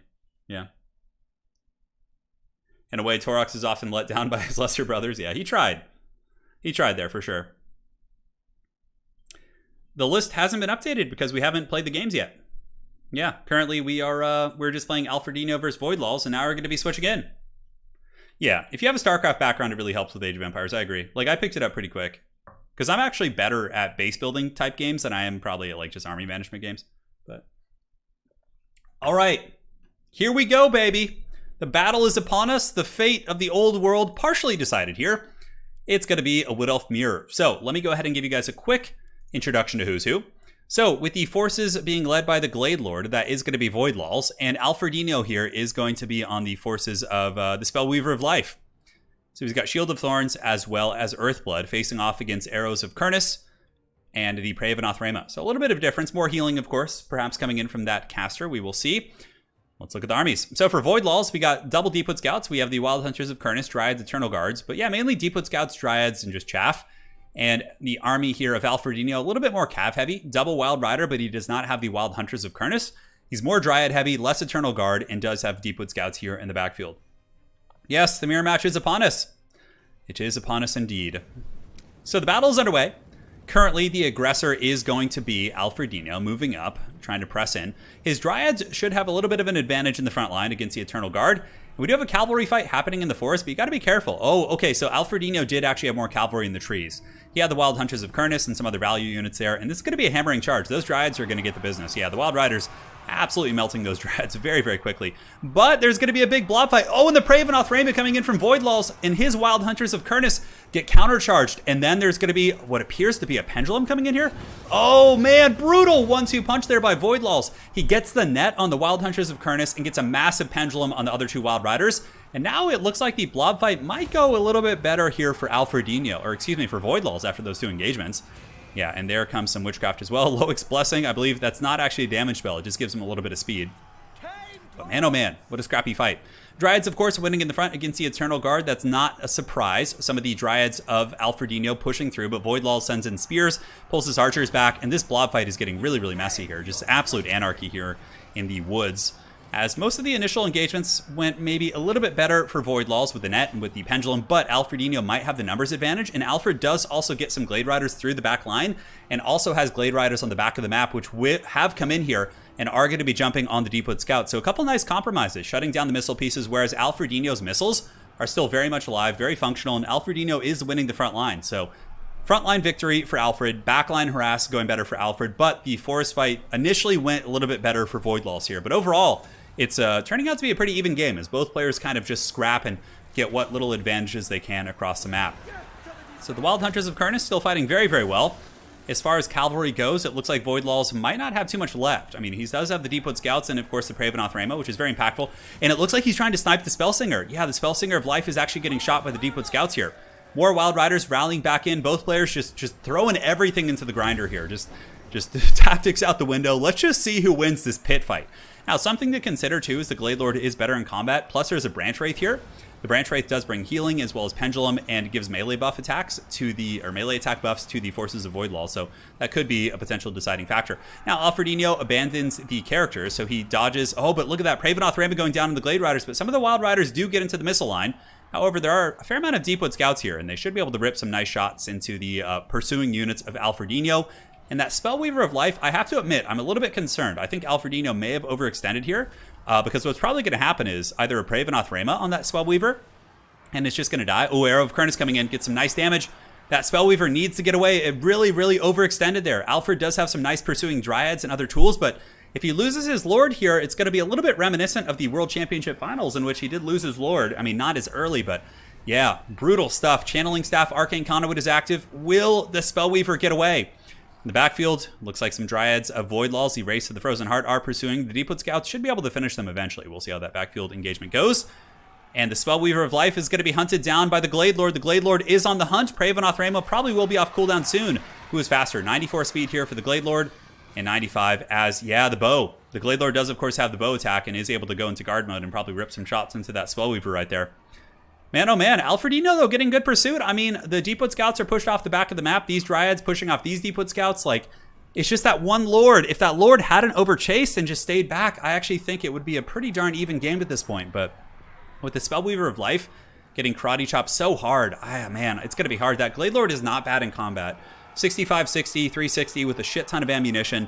So it's going to be able to kite the game out pretty effectively. And it looks like the Spellweaver is broken off the battlefield. I think she might have gotten an Earthblood off as well.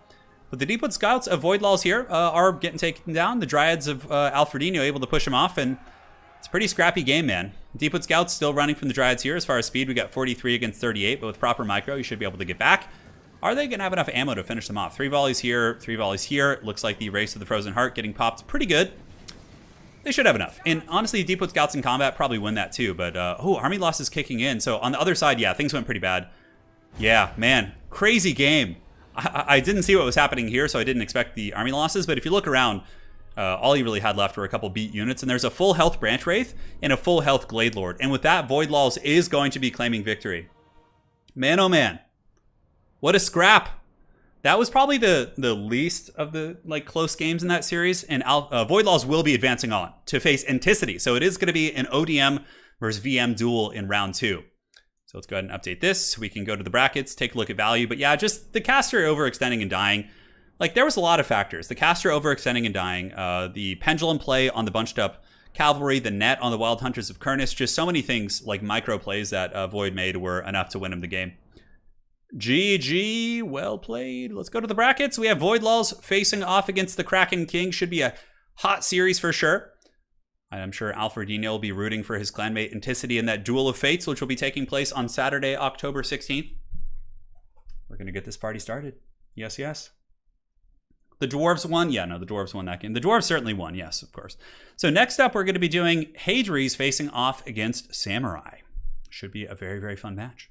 Hadries, of course, one of our resident Skaven champions. Very strong with other factions as well, though. Do not underestimate him. He is a ferocious opponent. And Han Samurai, champion of the Han clan, Chinese player. Very excited to have him in the event, and let's see how this goes. All right. So resetting the score, getting the replays all set up for you guys, and we'll go from there. Yes, yes. And good matches today. Very, very good matches. Good proper scraps. The horse spears from behind were huge. Yeah, they were pretty good. Alfred almost got back in the game there, but just losing his lord was really painful. Yeah, I mean, if his lord had been in better shape, it would have been a very even game. Although I still think Voidlolz might have had a slight advantage because he had the Glade Lord, who could have like had a ton of ammo and could have sniped him, even if he had like played it safe. Like in a long, like kind of drawn out game, I think it would have gone better for Voidlolz based on the composition. But really, yeah, like the deciding thing was in the beginning. Like that really gave him a huge advantage was the pendulum and the net and the woods and the countercharge. It was really strong. So Torox the Brass Bull donating $4.99 GoFundMe for Torox's lesser brethren. I love that for just the haggard Ungors. Yeah, Torox, thank you. Hey, random Bob. Hello from Austria. Well, hello to you too. I hope you're doing good, man. Welcome to the channel. I don't know if you're new here, but it's gonna be good. So who won? Well, Voidlolz won that one. And now we're going to be getting ready for the next match. We have the first of our top 4 solidified, Voidlolz versus Enticity in a best of 3. And now we're going to be determining the bottom side of the bracket. So that looks fine. Just got to make sure I get their names in the right place. Very good indeed. Hello from Latvia. Yeah, I'd love to go there someday. How you doing? How you doing? So the first match is going to be Han Samurai on the Vampire Coast and Hadries on the Beastmen. Coming in with Torox and a double Gorgon build. That is some... Damn, that is a thick Beastmen army. All right, so let's fire this bad boy up. Gotta go ahead and get this going. Samurai versus Hadries. Update. Cool. So just give me a minute. Have a little bit more water.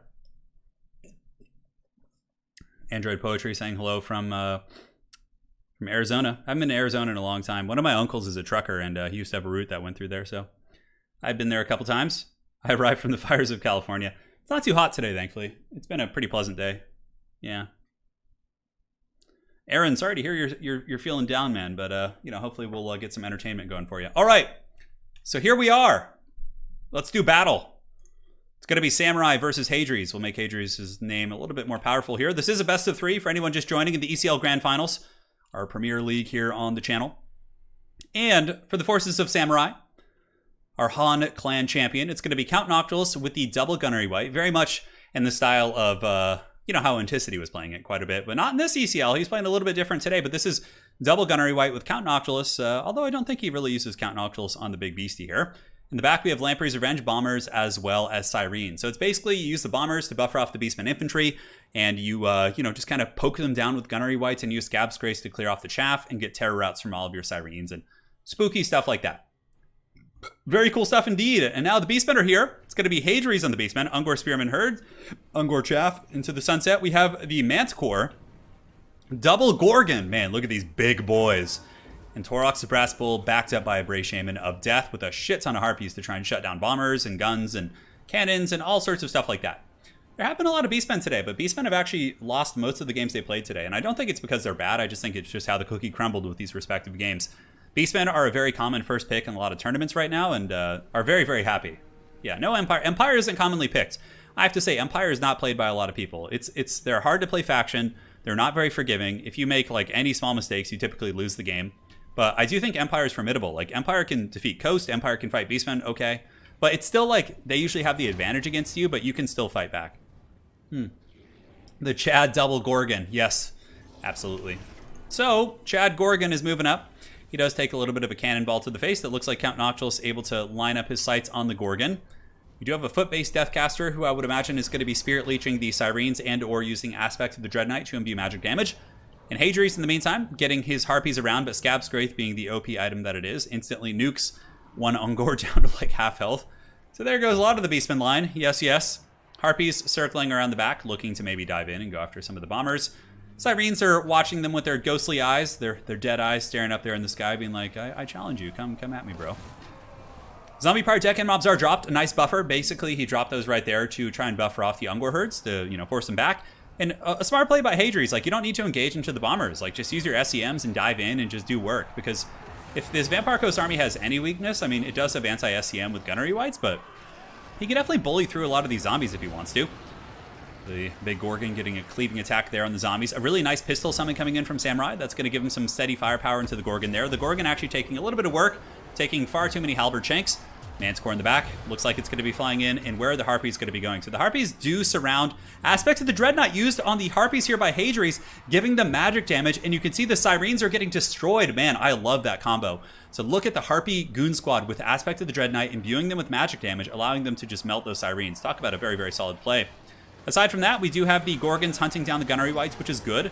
If you can eliminate your natural predator, you're going to be the apex predator, right? So you need to hunt down those Gunnery Whites and make sure to deal with them. Ruben, thank you for the 15. Oh boy, all these games are top-notch. It's a joy to watch. Yeah, these are the best players in the world. The ECL is played by pretty much, everyone, and these are the top who have emerged. Although the ECL did take place a while back. We started Season 6 a long time ago, but nonetheless, we're still getting some really, really high-level matches here. So the Gorgons going into the pits, trying to hunt down your boy Count Noctilus. The Manticore rampaging, actually. Halberd's getting a little bit of decent shanking. Torox takes an unfortunate tumble the wrong way, but man, oh man, these Gorgons they're hungry, and they hit very hard, and Count Noctilus is going to be in a little bit of trouble there. Aside from that, though, obviously the Beastmen front line isn't doing great. You can see they're kind of in shambles. The Crabs are holding them back pretty effectively, and Torox is now getting blasted by pistols and kind of being dragged down by halberds a little bit. Where are the Harpies going to go? We have the giant Harpy Goon Squad. The double Gorgons moving back in, attacking Count Noctilus. Will they get the hard knock life? 5,600 HP. The Gorgons do heal when they're in combat, so they want to kind of constantly stay on a target, but more importantly, they need to stay away from halberds. These cheap Haggard halberds against the 34 melee defense of the Gorgons and the anti-large bonus they have will eventually drag them down over time, so you got to be kind of careful. But, oh, the Beastmen actually lost their Deathcaster. It looks like he got sniped by the Gunnery Whites. I didn't see that, so that's actually quite substantial. Caster being gone is no joke. So, bounce power is very even. More bombs going in, and the bombs just nuking Torox. Not doing a whole lot of damage, but certainly sending a message. Scab Scraith, not Scab Scraith, but Wraithstorm going down from Count Noctilus as well. And, thankfully for Hadries, that Manticore does have the Rampage on the right target. As we get the double Gorgons going in, man, this is just some Benny Hill shit. Noctilus takes a huge blow and actually drops his payload. So when Noctilus gets below a certain HP threshold, he actually drops zombies. He kind of, lets them loose there. And the two Gorgons are just going to stay right on top of him. My only concern, though, for the Beastmen is, they're probably going to get Count Noctilus, but then there's, Sirene still alive. There's Crabos, you have Lamprey's Revenge, you have a shit ton of halberds, and the Beastman army doesn't really have anything that's great against them. I mean, I guess the Harpies are. So the Harpy Legion coming in from the back, going to be pinning in the Hard Knock Life. He's certainly taking some damage. One Gorgon is at about 40%. The Bombers, of course, saturating in, should do some okay splash damage against some of these targets, but your boy Count Noctilus is in the danger zone. He is on the highway to the danger zone, and he is going to be running for the hills. 1,700 HP. Here comes your boy Gorgon, going to be rear attacking here. Count Noctilus, that peg leg is putting in some serious work today, but those Gorgons are just all over him. 1,300 HP. Noctilus probably going to be crumbling down here. Negative 26. His leadership just fluctuating between positive and negative. But Torox the Brass Bull actually gets surrounded by the Crabos and the Sirens, and he gets shanked down. So Torox did pay the iron price there in somehow, some way. The mighty Noctilus is still peg-legging around this map. The rest of the Beastman army is kind of in shambles. The inferior brethren, of course, as they've been coined by you guys, are on the run. Check that out. One thing about the army, I was surprised we didn't see any Ungor Raiders. I feel like Ungor Raiders are very, very good in this matchup, but I mean, it's kind of an all-in build, right? Just with these big Gorgons and killing the monsters. But yeah, Noctilus should be done for here. But the Beastmen, I still think, are in a bit of a rough state, considering, Homeboy went down. We lost the Brass Bull. He's running for the hills. He's got 56 HP, so he's not really going to be a player. And Count Noctilus finally does fall, but what are Gorgons going to do here? They're not going to be able to kill all these halberds. That is for damn sure. We still have some Ungors here, a couple Harpies coming back. There's no magic for the Beastmen, so we don't have any like Spirit Leeches to help with the Sirens. And I think it's going to be a very tough one for Hadries, despite getting a very good Goon there and having very good control of his Gorgons. Torox kind of suffered a bit of a tough fate and is going to be leaving these Gorgons with the lion's share of the labor to try and win this fight. That is some delicious tea. And I promise you guys I did not microwave the tea today. It is all good. You're in good shape. Harpies swooping in. They are infantry size, so Harpies are actually a decent tool against the Halberds. It looks like they're going to be going after the Bombers here, wisely, because Bombers, of course, still can do some good damage against the Harpies, but I just don't think there's much of a chance for the Beastmen, because what you do is you just get the Halberds to stand on top of the Gunnery Wights, Scab Scraith, all these like shitty units coming back, and they just get their long rifles, and the entire game, these two Gunnery Wights have basically just been shooting at the Gorgon. The Gorgon is getting pretty low, actually. You can see his HP is at, yeah, sub 1,000. Gunnery Wights getting those shots. Those Krabos, even though Gorgons are good against the Krabos, those Krabos do stabbo, and they're going to be tough to bring down.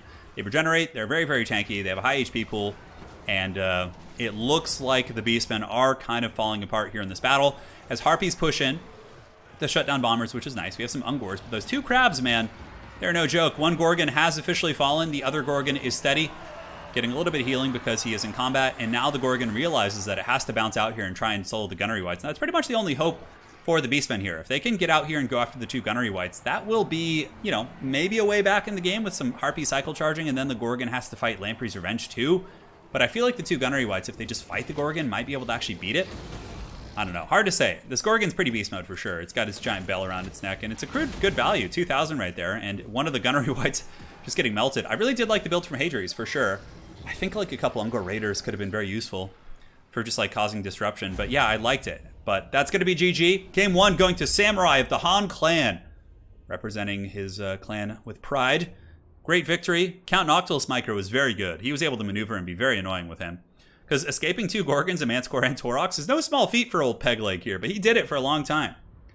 He did it for a long time. Sirene's quite sticky. Bombers, you know, not crazy value. It really just came down to the Gunnery Wights getting good value. Yeah, 1,600. And Noctilus surviving. I mean, Noctilus could have died a lot earlier. Like, he could have been trapped potentially, but he managed to avoid those traps.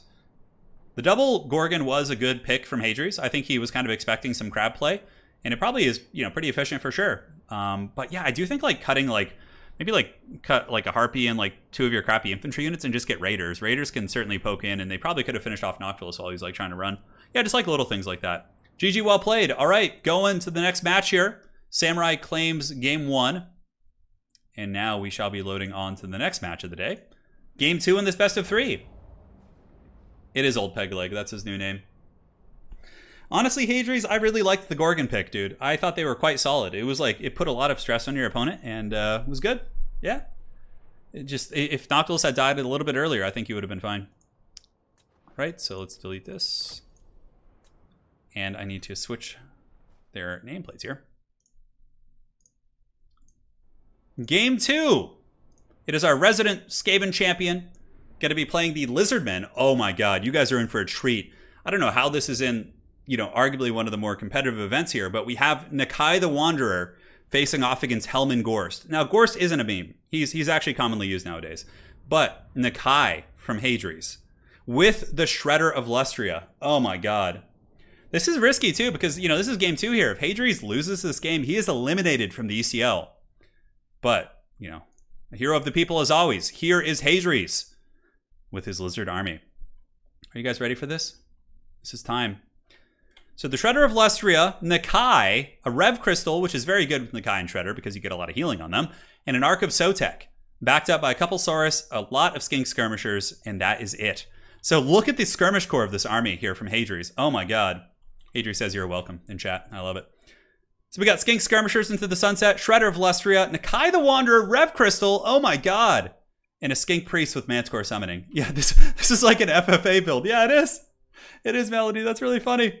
And looking here at the forces of Han Samurai, very standard. Helman Gorst, just going to be a Mortis engine that costs like 600 gold. We got 2 Vargulfs. We have a Necromancer on the Corpse Cart with the actual spells.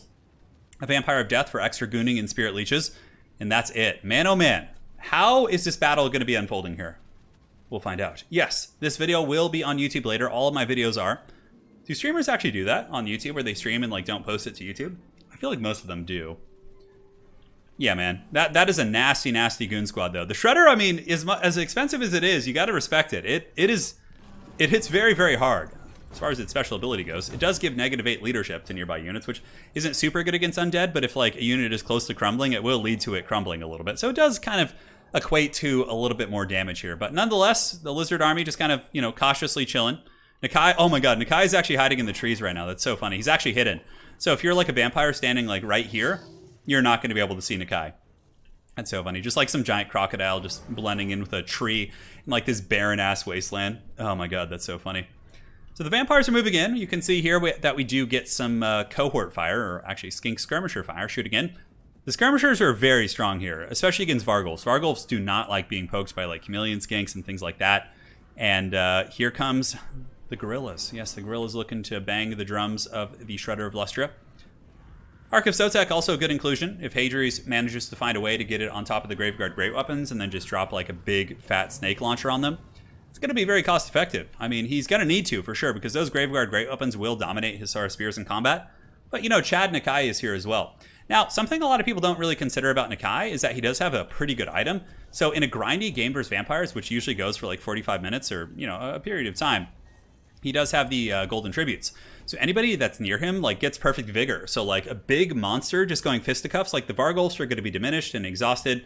And basically his monsters are going to be of they'll be of perfect vigor when they're near him, which is incredibly cool. So Hadries in chat saying this is actually a legitimate build. He wasn't memeing. This is like a build that is considered to be good against vampires, which is very cool. I like the build a lot. I do like it a lot. Spirit Leech going down in Nakai doesn't really matter, because the Rev Crystal is just going to respond with a single Rev and just like probably heal him up to full. And I think that's much more cost effective for the Rev Crystal, because it obviously has a lot of heals. Looks like the gorillas are moving in. Here he comes. The two Vampiros are going to be trying to slap the Shredder of Lustria in the back, and Hadries is going to be pulling back a little bit. I would imagine all of his skink skirmishers will be turning about face and getting ready to unleash a hellish salvo into the Vargulfs, we will see. Yeah, now the vampires pull back. Here, Samurai is going to be moving forward, so Samurai not utilizing the pencil formation that we see a lot from contemporary vampire count players to minimize the effectiveness of enemy infantry against them. He's going a little bit more standard. And now the Shredder of Lustria is in the pits, man. He's going. Up in the sky, the vampire getting heavily skirmished. Shredder of Lustria going to be pulling back. Does take an unfavorable fight here. It looks like the two gorillas do get the last laugh on the giant Shredder as it is forced back. But Hadries really jockeying for position. I think he wants to make sure that he kills like all the bats and the dogs and the skirmishers before he commits to like a big pit fight versus the vampires. Sorry, I got some caught there. But the Shredder of Lustria does get the Rev Crystal, which will heal it for about 600 HP. In the backfield, we get bats collapsing from all directions. And now the Bastillodon Ark of Sotek probably trying to get in position to maybe drop its snakes, which isn't a bad spot. You know, it looks like a lot of the vampire infantry are going to be engaging here. So launching snakes in this blob is good. And man, look at the damage that Vargulf takes. God damn.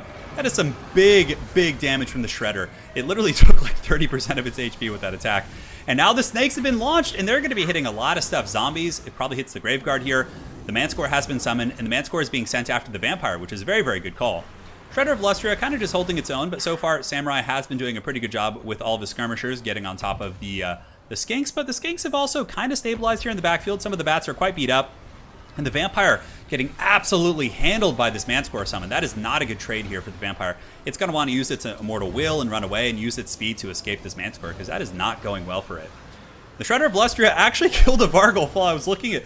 I look away for 1 second and the Vargulf is just being eaten by this Shredder. Also big Chad Nakai dropping his hammer as well. And man, oh man, this is going to be a decisive victory for Hadries. Oh my god, the Vampire... Like, the entire Vampire SEM squad just died in a matter of like 30 seconds. Just being dragged into the pits of hell. And now, yeah, you got like some Crypt Horrors and Helman Gorst, but Nakai is going to just not take any of that bullshit. He's going to move in there and just start clubbing Helman Gorst into oblivion, as the Shredder of Lustria will also pile in. And Helman, you know, he needs buffering. He's not in his happy place right now. He is in the scary, stressful place. As a giant, I wouldn't call it a T-Rex, but some giant dinosaur of the old world is going to be feasting on his soul. There's no way that... There's zero chance the vampires can win this. Like, zero. Like, I don't know. Oh, okay. If Hadries let him kill one unit at a time and just stood the rest of his army in the corner, maybe. But I think Hadries has an iron grip on this game and should be able to defeat the vampire army. I mean, Helman Gorst, like, what is he going to do against Shredder of Lustria? Crypt Horrors are okay against it, for sure. But here you can see the Rev Crystal actually bouncing out to protect the skinks, which is good. Once the dogs are offline, too, the skink skirmishers should be pretty effective at shooting at Helman, the Necromancer, Crypt Horrors, all that sort of good stuff. Spear is grinding against the Graveguard Great Weapons, but Nakai, it's only a matter of time before the big dinos are able to catch their prey. The Necromancer very beat up here. Helmengorst being left alive for now. It looks like they want to actually go after the Necromancer here. Nakai and the Shredder. That's going to be a tough night out for this old Necromancer. He is too old for the shit.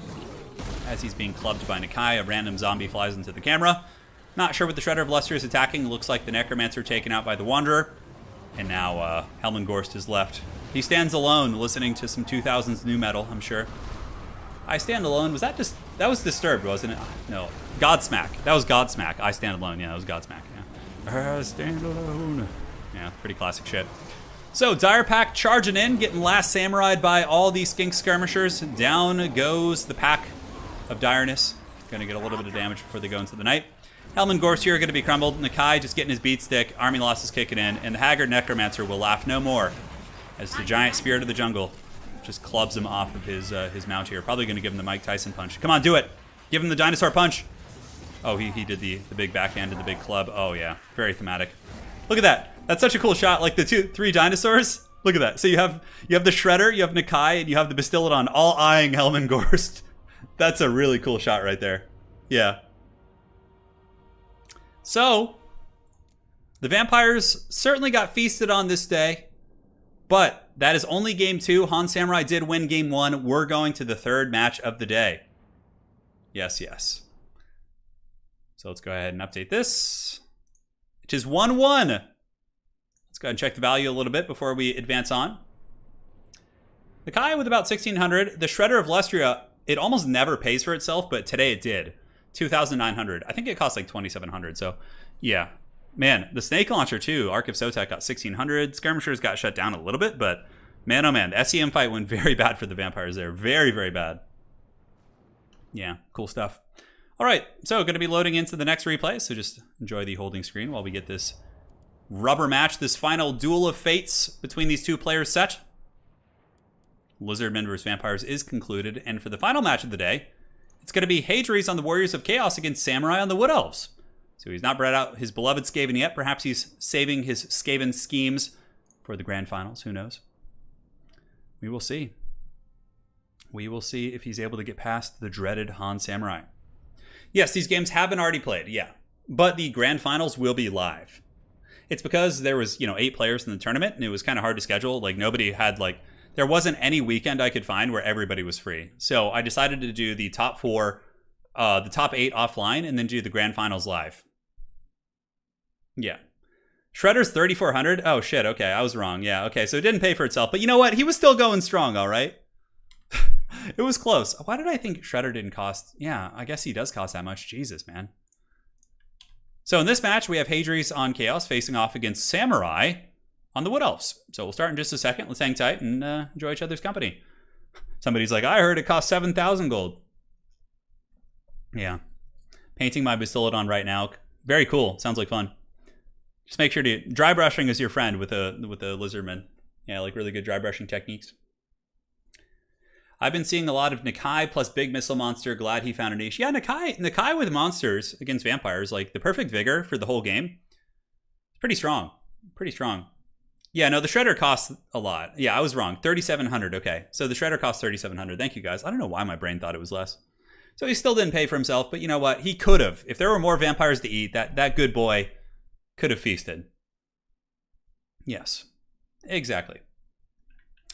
So... let's load into the battle, take a look at the armies, break it down, have some fun. Thank you all for joining today.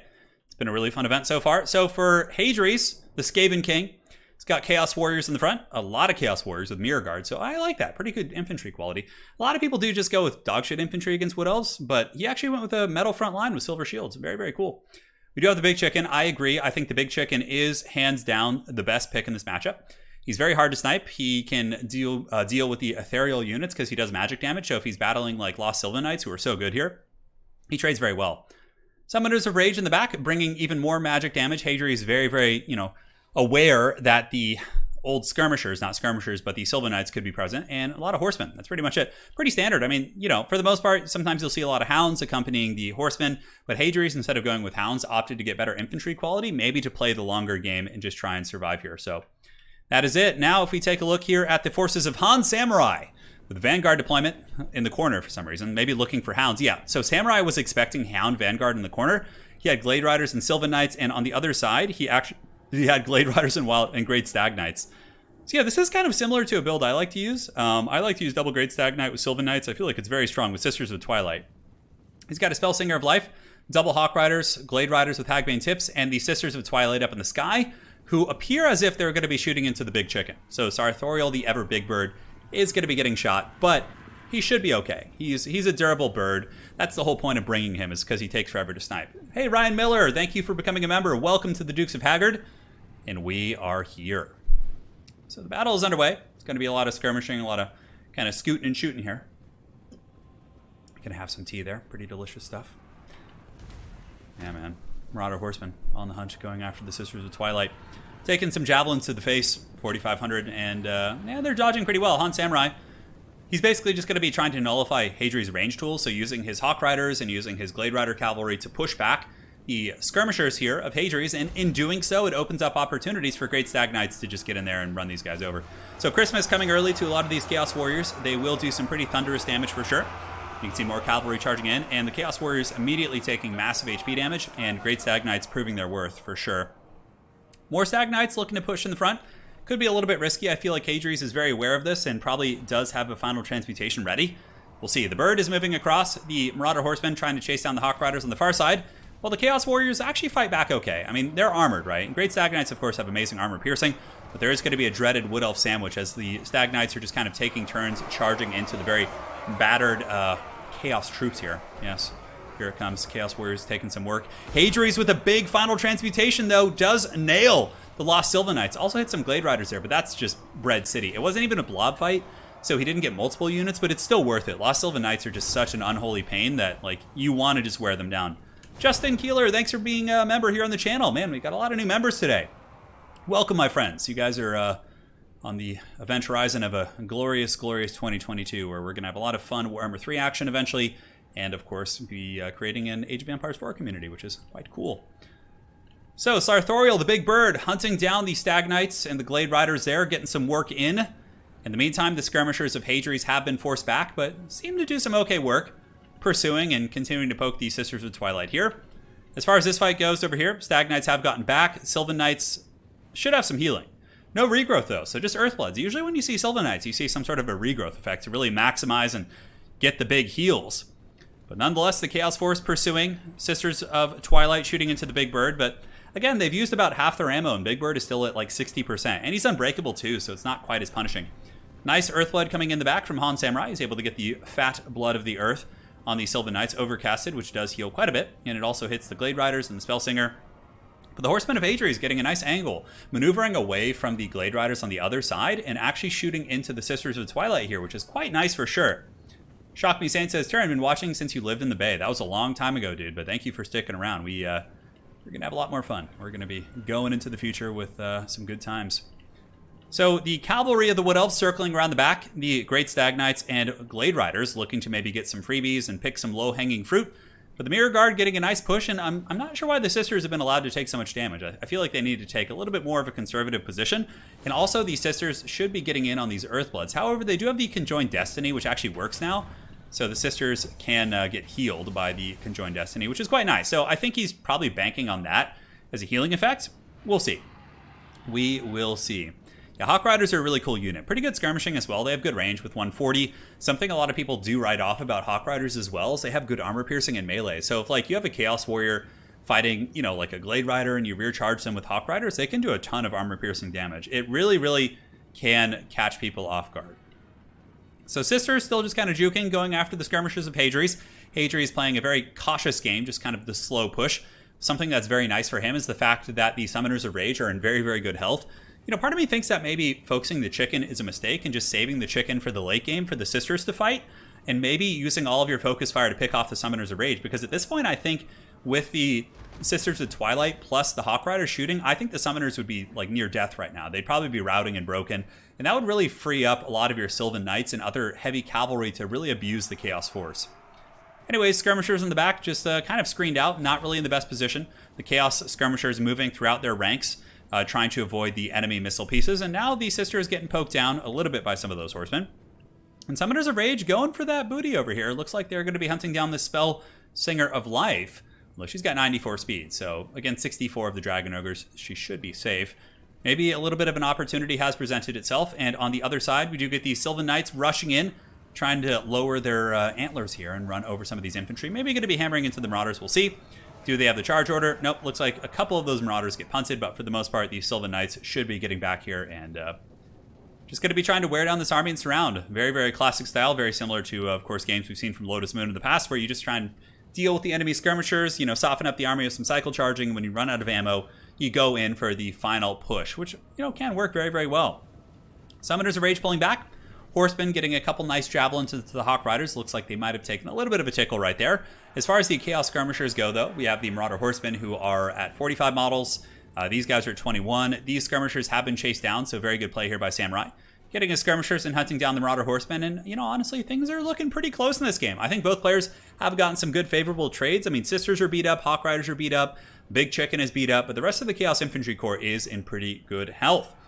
Jacob, thank you for the $5. I had a playlist of your videos that I play when I sleep and vibe at night, and I've officially been using for a year. Glad to finally catch a stream. Hey, man, I'm glad to hear that. I do the same thing with Back to Warcraft is one that I watch a lot. I always put them on while I'm painting, and Tabletop Titans and a lot of these tabletop channels I really enjoy. So I feel you, man. There's some channels I just like that put me to sleep. Even though the content is like engaging, I think it has something to do with like your mind being focused, and like then your mind gets tired. Like, so when I watch like a late night chess stream, for example, I get like so focused on it that it like makes me sleepy because my brain is like trying to like think. I don't know what it is, but some streams just put me out. Yeah, it's crazy. It's crazy. Anyways, in the back, we do have Great Stag Knights charging in. Thank you again, Jacob, for the very generous donation. The Chaos Marauders getting hammered down by the big old Stag Boys, who are pretty healthy. And now it looks like it's kind of devolving to that late game point where the Wood Elves are about to run out of ammo. And of course, in accordance with the Bang the Attacking rules, they're going to have to push in. Now, what really degenerate players will do is, is they'll basically have their 3 skirmish cavalry running around together, okay? And one of them is told not to shoot. So then when the late game comes, they have one unit with full ammo, and they can just continue obeying the attacking rule by just shooting with that one skirmisher whose ammo they save the entire game. That buys more time for SEM cheesing and breath attacks and things like that. So that is a tactic that you see fairly often in tournaments. But again, we're not seeing it from him. I mean, Han Samurai has been using all of his ammo, and I don't think that's illegal or anything like that, but it's a very, very kind of cheesy tactic that you do see from time to time. So Sylvan Knights moving in. Dragon Ogres are not in position to hit them. Dragon Ogres are moving across the battlefield while the Stag Knights do hammer into them. Getting some good value against the Chaos Warriors. Trusty, thank you for becoming a new member. Greatly appreciate that. The Dukes of Haggard, we rise, we grow in numbers. And the Big Chicken is potentially on his way out here. Trusty, thank you so much, man. Appreciate that. And the Big Bird only has 500 HP, but I still think that Chaos is in a better position. I mean, they're going to have to grind through so much Chaos metal, because Hadries did not bring a shitty army, like in terms of troops. He brought like Mirror Guard, Chaos Warriors. There still is a fat dragon though, but the dragon is kind of low. Very, very good breath attack there. It does hit the Summoners of Rage and some of the Marauders, although maybe not the squarest breath attack. Is Chaos super popular lately, says Kalar. Yes, Chaos is a pretty meta faction. They're quite good. They have a solid win rate in the World Championship, if that's any measure of the current meta. And honestly, yeah, they're good. They're like one of the few factions that basically scaled really well without getting any updates. Chaos and Bretonia like did really well despite no updates. Like they're both top tier factions, whereas like Walmart Norska just like did not age well. They did not age well. So the chicken escapes with 27 HP. He will screech one last time into his KFC bucket. Conjoined Destiny is now going off, so if you see the Super Saiyan power over the Sisters of Twilight, they do get that free heal. I don't know if Hadries has any tools to really punish or chase them, but you'll notice in just a second, the Sisters will heal back up to like 40% HP off that, if I'm not mistaken. It takes 20 seconds to go off, so it's like a big channeling ability. Now, the blob fight is going to favor Chaos heavily, because Sylvan Knights are going to get massively out-traded by Summoners of Rage. The Chaos Infantry will just be so tanky, and the Stag Knights like aren't happy in those sustained trades.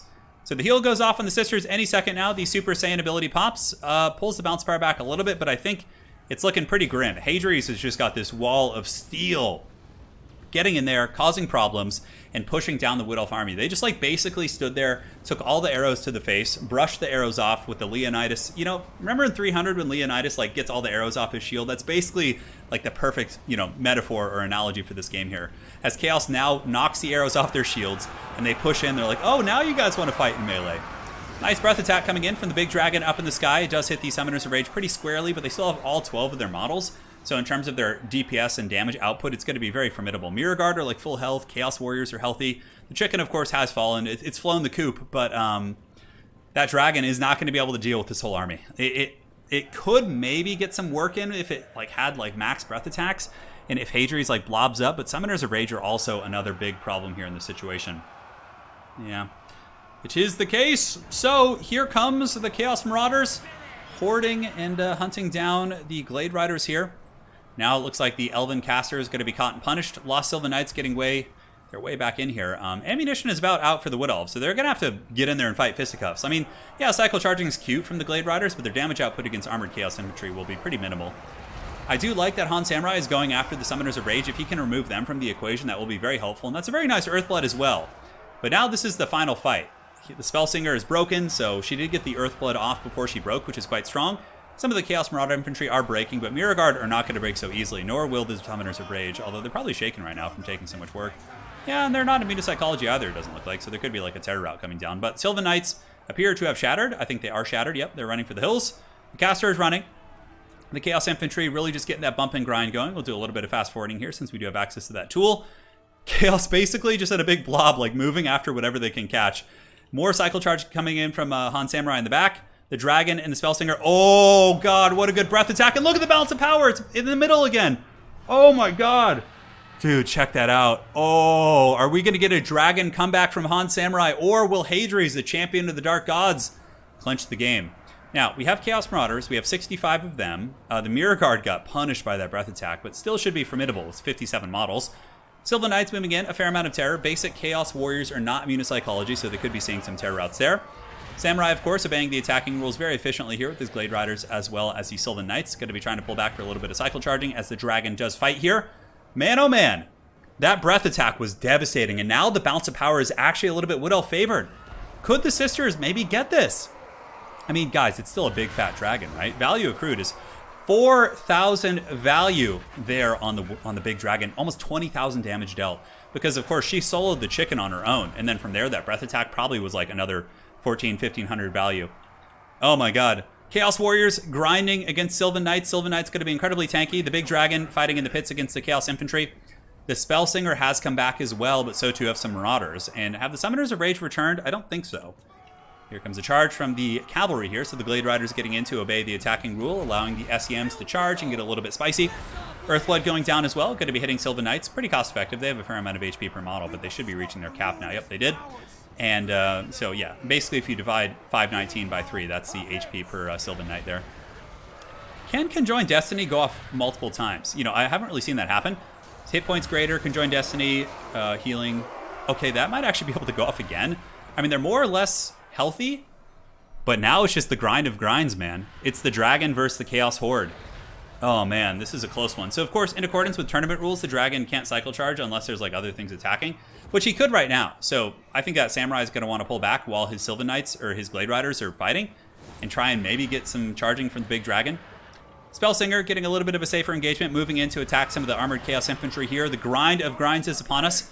Mirror Guard are like a huge saving grace here because Hadries could just straight up lose this game to a terror route, but the Mirror Guard are immune to Psychology. That is like his biggest saving grace here. So they're all broken off. I believe the Wood Elves have nothing left, so it's just the two SEMs. So basically now, in accordance with tournament rules, they have to stay and fight in the pits. So Sisters of Twilight obviously could do a little bit better work by cycle charging, but in this case, Chaos has endured for a long time. Spellsinger of Life is about to break. Yeah, she's taken some of those Chaos Axes right to the face, and Chaos Warriors are no slouches. They do have very, very good weapon strength and pretty decent combat stats for like a defensive shielded unit. And with that, the Sisters of Twilight are being dragged into the pits. Yes, Durthu would win this right now, but Sisters are not as proficient in melee, nor are they that tanky. They only have 50 armor, so the Chaos Warriors can grind them down. And with that, Hadries wins with a 2-1. Close series. Talk about a great match. Evenly matched players pretty much in every series we've had today. It's been very, very close. So Hadries wins 2-1 with the big chicken. into the Wood Elves. Sartorial died a long time ago, but he did get his spells off, which is nice. I love the Metal Chaos Infantry. Mirror Guard MVP, though. 1,500 value. They survived. Summoners of Rage also got 2,300 value. Sisters were so beast mode, though, man. I think they're such a good lord. I don't know why more people don't use them. 4,300 right here. We get 62 from the caster. Hawk Riders did fine. Stag Knights, did okay, but Sisters really almost carried that game. Hadries saying immune to psychology is pretty necessary on an elite infantry unit. Looking at you, Mirror or Phoenix Guard. Yeah. Yeah.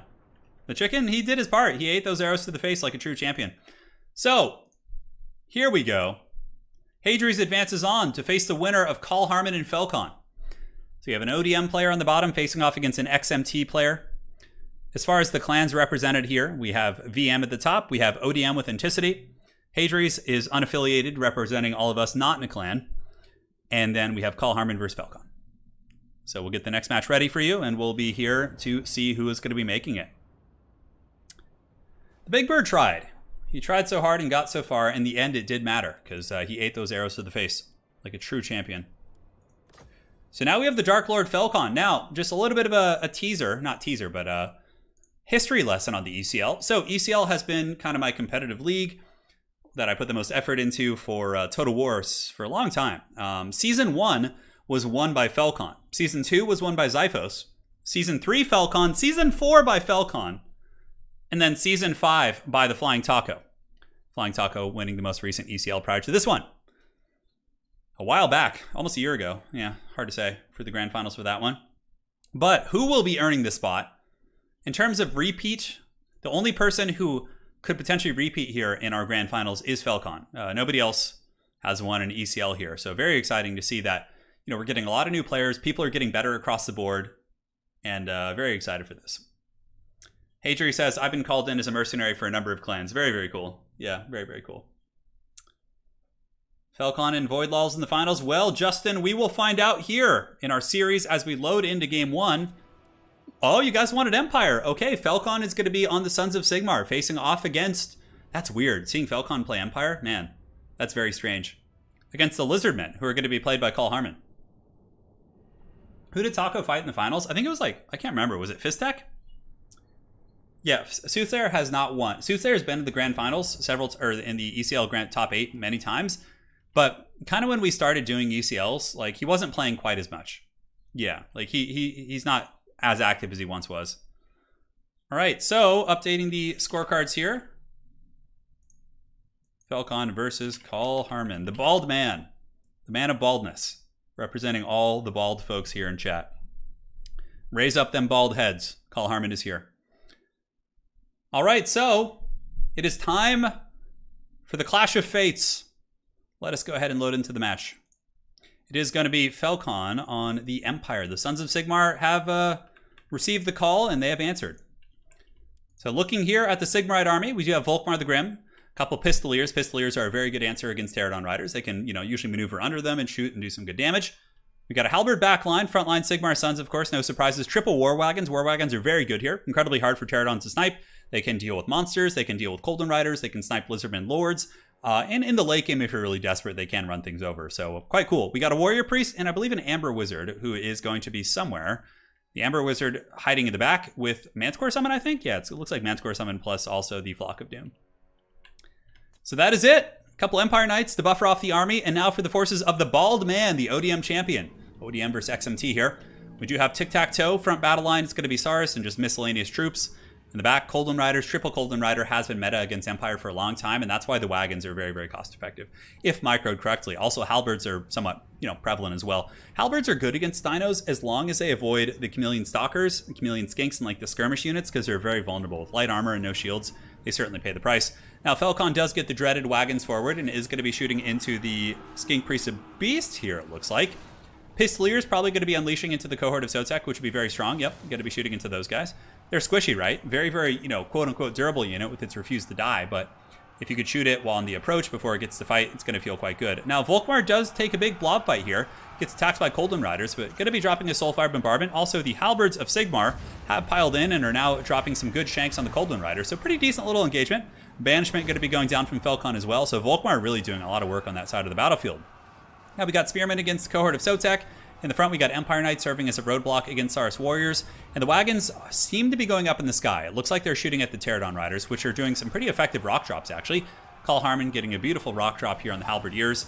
And a lot of work going in for sure. So Halberds on the flanks, moving in to fight these Saurus Warriors. Looks like a Manticore Summon going to be coming down. Both sides do have access to the Manticore Summon. Oh, hold on a sec. Man, oh man, thank you so much for that donation. That is huge, dude. Thank you. I will get to that as soon as the action calms down. Thank you so much. So the War Wagons blasting up in the sky after the Pterodon Riders. So far, the wagons have done the work of Sigmar. Volkmar the Grim here breaks these skin cohorts and is being attacked by Tic-Tac-Toe. And Tic-Tac actually not bad against Volkmar. But the Halberds are holding. They do have the Grand Hammer of Sigmar, so their melee attack is up to 50, making them absolute lawnmowers against the heavy cavalry. Now in the backfield, we get more Colden Riders penetrating in. Falcon able to get his Pistoliers back and fan out in 2 directions. Currently, the balance of power is pretty even. Pterodon Riders are taken down by the Pistoliers. Oh, the Manticore duel. So Falcon then summons his Manticore and sends it after Tic-Tac-Toe, which is very cost-effective. Tic-Tac is pretty squishy, so having a Manticore fight him, honestly, he might just straight up lose to that Manticore. The wagons are still somewhat formidable and good shape as far as the infantry fight goes. The Saurus are holding their own and winning in the front line. Over here, and we do have some flanking pressure coming in from the skink cohorts, but the wagons are going to be relatively tough to catch, and it looks like Falcon, the Dark Lord, is going to be pulling ahead in this game with the Sigmarites, as Tic-Tac-Toe is broken. He's running for the hills. The Manticore able to do great work, and now Volkmar is going to be tough to kill.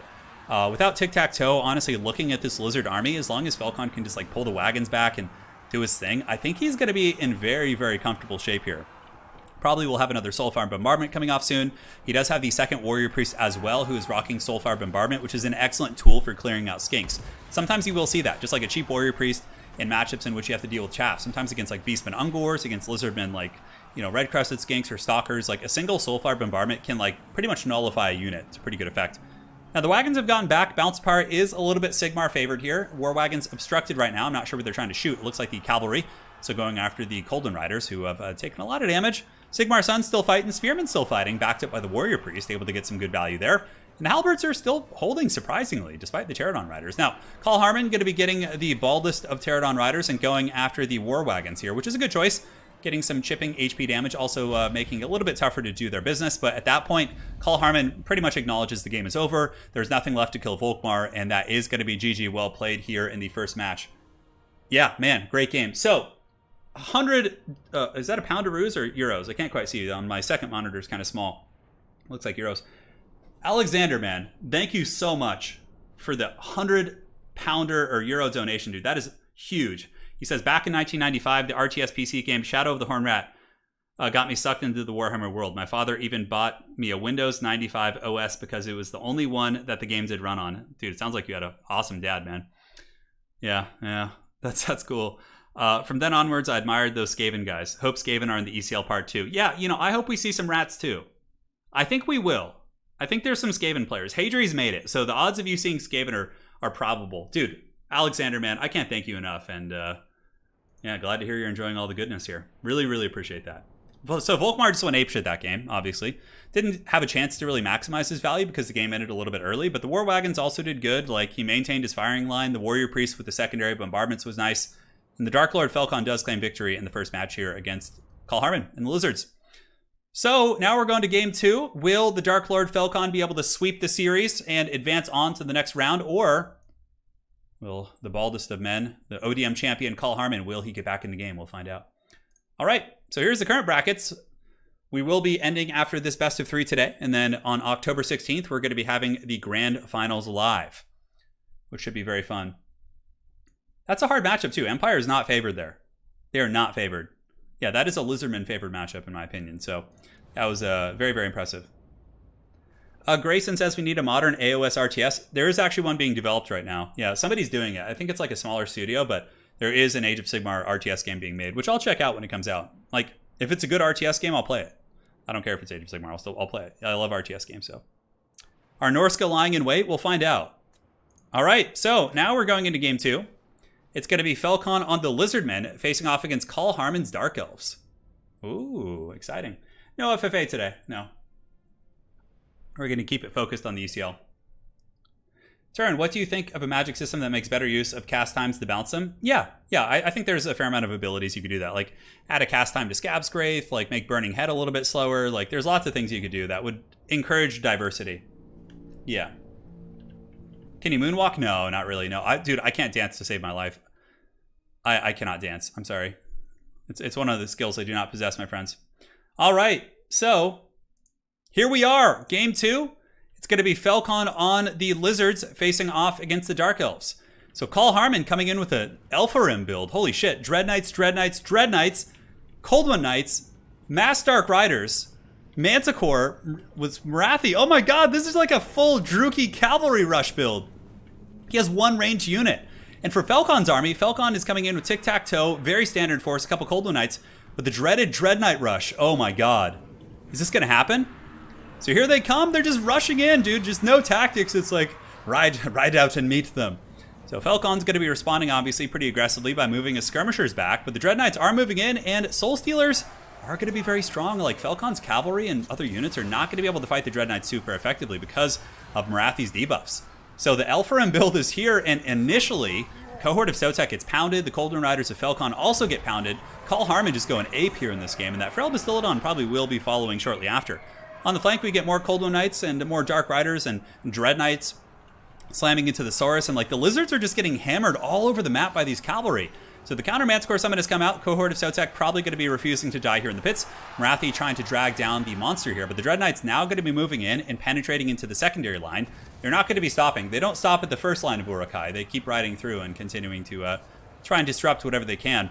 So moving into the Skinks, getting poked a little bit by the Chameleon Stalkers with their precursor ammo. The Manticore Summons going in after the other Feral Bastillodon here with Tic-Tac-Toe. So it looks like they kind of disengaged on this side, but honestly, the Saurus are, they're certainly taking some damage. Yeah, look at that. 46 models, they're losing rapidly to those Dread Knights. Surprised we didn't see Slaanesha's Harvesters for this rush build, but Falcon is actually pulling a little bit ahead on the Bounce Power. It seems like there's been a lot of attrition to this Dark Elf force. However, a big however, there is a Manticore Summon active on the battlefield, which is falsely inflating the Bounce of Power. Marathi does also get a beautiful Soul Stealer here. It nails Tic-Tac-Toe, it hits a couple units. Certainly not crazy value because they're just skink cohorts, but, you know, lowering Tic-Tac-Toe down to the pits and allowing Marathi to fight him is not a bad idea. But Dread Knights are still bumping and grinding, man. They're listening to that sweet, sweet 90s R&B, man, and they're grooving and, you know, jamming here as they're able to just wear down the Saurus Warriors. Probably going to bounce out here and kill these Cold One Riders. Are they Spear Riders? They are Spear Riders. So taking them out, certainly quite strong.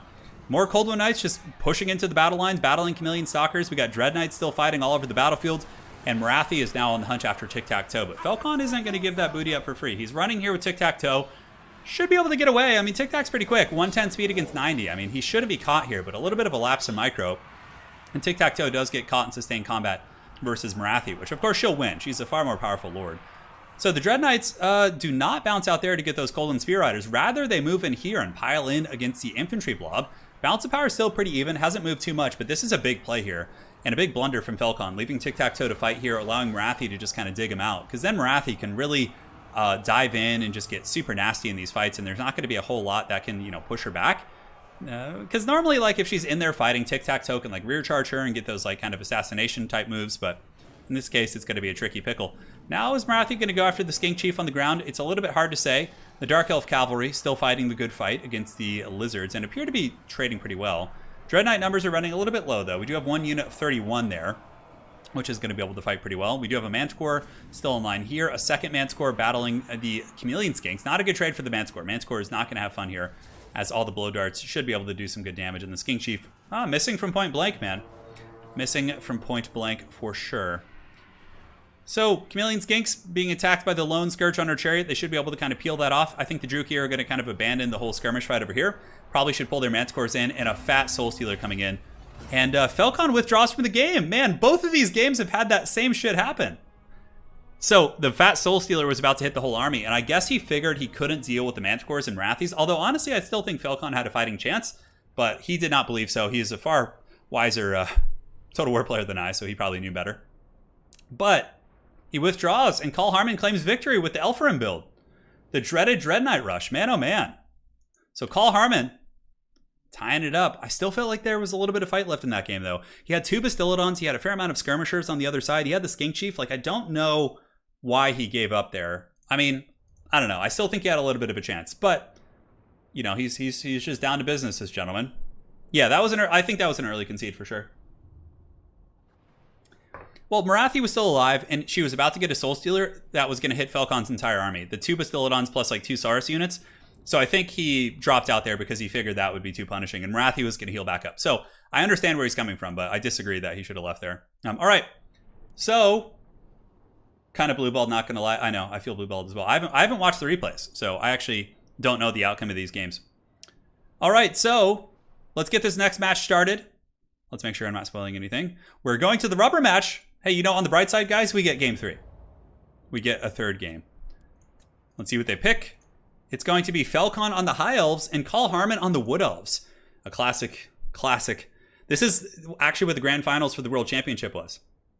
It was Even Star on the Wood Elves and Alfredino on the High Elves. So we did see this matchup before. Who will win this day? Tic-tac-toe has made many appearances. God, I'm so hungry. And again, I'm too weak. Let's load into the battle. This is it. The winner of this will be advancing on. Will it be the XMT or the ODM champion? Taking a look here at the forces of Falcon on the High Elves. He's got a silver and guard front line, no surprises. They have magic resist against dryads. They have anti-large against all the cavalry. They are just like the ideal frontline choice. Turin, the games were... No, this game was not played on the cavalry beta. No, it wasn't. Yeah, so you're totally good. I don't believe... Oh, did they... Oh, maybe Falcon did play these on the cavalry beta? No, that wouldn't make sense. It looked like it was fine to me. Yeah, I think they just left. Although if this game has like a weird ending, maybe Falcon and Carl Harmon did play on the cavalry beta. Regardless, the outcome will be the same, but I don't think I told them not to play in the cavalry beta, so hopefully they weren't, but we'll check after the game. We can actually check. So yeah, it's going to be Shadow Warriors backed up by an Archmage of Fire here with Burning Head and Fireball. We do have a couple Reavers in the backfield as well. And looking here at the Wood Elf army for Carl Harmon with the just crazy cavalry rushes here. Like, dude, look at this. He's got like triple Great Stag Knight. He's got Dryads on the other side. He's got Wild Riders, and then Dryka on the ground. Dude, this is so cool, man. I love Carl Harmon's rush builds. Old school Falcon used to do stuff like this, right? We would see him coming in with these kind of builds, but now Carl Harmon, the bald man. I'm Carl Harmon. Oh, this was on the cavalry beta. Okay, so you guys, it's totally fine. But yeah, the replays are going to be a little bit screwed up. That would explain the abrupt endings we had in the previous 2 games. Okay. So if you guys want to wait like 10 minutes, I can fix it and show you guys this replay as it should be, which I think is what we should do. Yeah. So let's go ahead and switch over to the cab beta real quick. It'll take me like 10 minutes. It's pretty quick. Although shit, while I'm streaming, I don't know if it's gonna like affect the internet. Let's get a good proper ending to the series. Where is this? Top 8 brackets? Okay. So give me 1 second. Yeah. So I'm gonna switch over to the, if that's Carl Harmon, I'm just gonna switch to it. It'll take me like 10 minutes. We'll just hang out. Okay. Betas. Hopefully it won't cause any stream lag. Because all the other replays were on the live client. These were the only ones that weren't on beta, so I should have checked them. I just checked the other ones and assumed they all were. Yeah. All right, so we're switching over. We will wait, yeah. We'll switch over. Play a Warcraft game. I don't know if my internet could handle all that. Like, because it's downloading. I'm also uploading here. Let me go ahead and see if it affects the stream. It doesn't look like it. Okay. Let's wait and see the real result. Well, the results are the same. So even if you're looking at messed up replays, the results will always be the same. At least in my experience. Yeah. Yeah, it's a shame. I mean, interestingly enough, the first game like didn't look that weird. Like the Soul Stealers and different things like looked on point, you know? But that would explain why they... Yeah. So we can go back and look. What we'll do, guys, is we'll go back to the other replays and we'll look at like the battles. We'll like fast forward through them so you guys can see the true outcome of those earlier games, because something seemed a little bit funky with those early concedes. Yeah. The first one definitely seemed more decisive, but that second one was very suspicious. Yeah, I'm going to show... don't worry. Yeah. It would be 5 minutes if you have a good computer. You know, my computer is actually from 2016 or 2015. It's 6 years old now, so... I was actually looking to talk to Italian Spartacus about all that goodness. Maybe building a new computer here soon, because I don't have the ability to do it. I guess I could hire or get all the parts and take it to like a computer store. I do have an SSD, yeah. Right now it's going. Shouldn't take too much longer. Let me go ahead and check. Yeah, it's getting there. It's more about like downloading the because you have to re-download the whole game, which is kind of annoying. Oh, Andy, you've seen different versions give different endings. Okay. Yeah. Cavalry beta gate incoming. Yeah. Yeah, we'll try and do our business there. So it's loading right now. Currently, it's at about 20%. So another minute here. So if you guys have any questions, now's a good time. Got a lot of good players in chat. But we'll go back through those first two games and we'll like fast forward like through them and kind of examine them to see how it actually ended. I could ask Heir of Carthage for help. I need somebody to actually like physically help me in person though to build it. Is the thing. Because with my stupid hand problems, I'm not very good at like working with like the nuts and bolts of a computer. So I'll have to see if Italian Spartacus is free. I really do need to update though. Because, you know, with Warhammer 3 coming out and Age of Empires, you know, I want to have like a primo just PC that doesn't take any shit, you know? Yeah, just updates and checks the rest. Okay, makes sense, Android Poetry. I bet you could assemble your own rig from the parts Turin. I've been doing what? Yeah, it's you don't understand how messed up my hands are though. Carrot Shell, yeah, they just like I can click the mouse fine, but Warcraft 3 stream will be this weekend, Devin. Yeah, on Saturday or Sunday night. Maybe tomorrow night even. I might do like a Friday night one. Because I'm going out of town tomorrow and then I'll be back late at night, so maybe I'll do a stream. We'll see. Yeah, I have a let's see here. So I have an Intel, hang on, I'm going to my drawer real quick. I have an Intel Core i9. So it's an i9 9900 KF. I don't know what that means. But I have one of those that I got sent to me a while back, which is pretty cool. So that'll save me some money on the computer. I'm sure it's expensive. But yeah. Aside from that, you know, I have a great monitor. I have a good keyboard, microphone, like all that equipment. So I just need to get like, yeah, building a PC is like building a Lego. It's not very hard. So guys, my hands are so jacked that I can't really work like screws and bolts and things like that without my hands hurting. Like fine gripping and pinching is really difficult for me. Yeah, so basically I can like press a mouse pretty quickly, but in terms of like that fine-tuned like motor skill stuff, it's really hard in my hands. Yeah. Lady Turin. Yeah, Lady Turin could probably figure it out. She's very crafty. She's really good with her with building things and like, you know, if you just ask her to figure something out, she's very, very, very good with that kind of stuff. That's a decent CPU. Yeah. So I'm hoping that'll be good. But I'll be hitting up some folks. Maybe some people in Discord can help me. A Haggard chess game? Oh my god, no. You guys want a chess game? Oh god. I'm good. I'll just wait. I've been getting owned so hard in chess lately. I went from like 1200 in my my 10-minute, my rapid chess to like almost like 1,000. I've just been tanking, dude. Darlin, she's here. I was just saying that you're very, very good at like crafty things, like building things. Yeah. Would anyone here have interest in watching This Is Total War Legendary campaigns? Oh, I'm sure. Absolutely. Sice, how you doing, Casey? Hope you're doing good, man. Yeah. Oh yeah. People, those are very popular formats. Very popular formats. The surgeries helped. So yeah, they did help me quite a bit. Like the thing is, I had like severe nerve impingement in my elbows and my ulnar tunnel as well as in my wrists, which has been fixed. So I don't really have like the numbness and tingling anymore, but I still have like, there's some problem that's attacking my like my tendons in my wrists. Like they just feel like they're constantly under attack. And I think the reason why, which one of the doctors might suspect that I'm going to be getting examined for next week, is that I might have psoriatic arthritis. So I have like a form of arthritis that attacks my tendons and like ligaments and shit like that, which if that's the case, it would solve a great mystery as to why my hands have been jacked up for so long. And I could also get on a treatment for that, which would make them like normal-ish. So I wouldn't have that pain anymore. So we'll find out next week. Yeah. Turin, don't you feel like ECL finals could be best of 5? Would be a bit more epic. Yeah, Chosen One, it could be. I've thought about it. Especially if we do it this way, where we like partition it off. But we do have a best of 5 grand finals. Carrot Shell, this plus Alexander's Fat Dono can go into the robot hands phone. Thank you, man. I hope there's some cyborg shit. Yeah. Thank you so much, man. I really appreciate the Fat 20 right there. That is very, very nice of you. My lovely wife in chat saying, we have a saying in Polish that goes like, where the devil can't go, he'll send a woman. That's funny. Yeah. So I don't know. We'll find out next week. I'll have some updates there because like the surgery helped, but it didn't like quite fix the like fundamentals of my problems, like the tendon pain. Yeah, fingers crossed. I actually hope I have it so then I can like get treated for it because otherwise it just means that my shit is so damaged it's just never going to work well again. Yeah.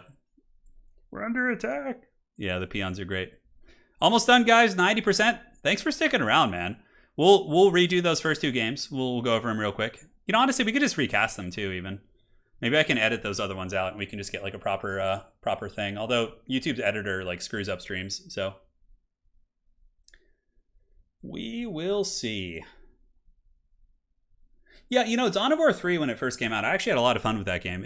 Like I feel like if they had kept releasing factions and like supporting it, Dawn of War 3's campaign was really bad though. But the multiplayer, I enjoyed it. Like I had a good time. I remember I had a really fun match in Dawn of War 3 multiplayer against In Control. Yeah, we had a really, really fun match. Yeah, Lee, I'll definitely look into that, man. I'll definitely look into it.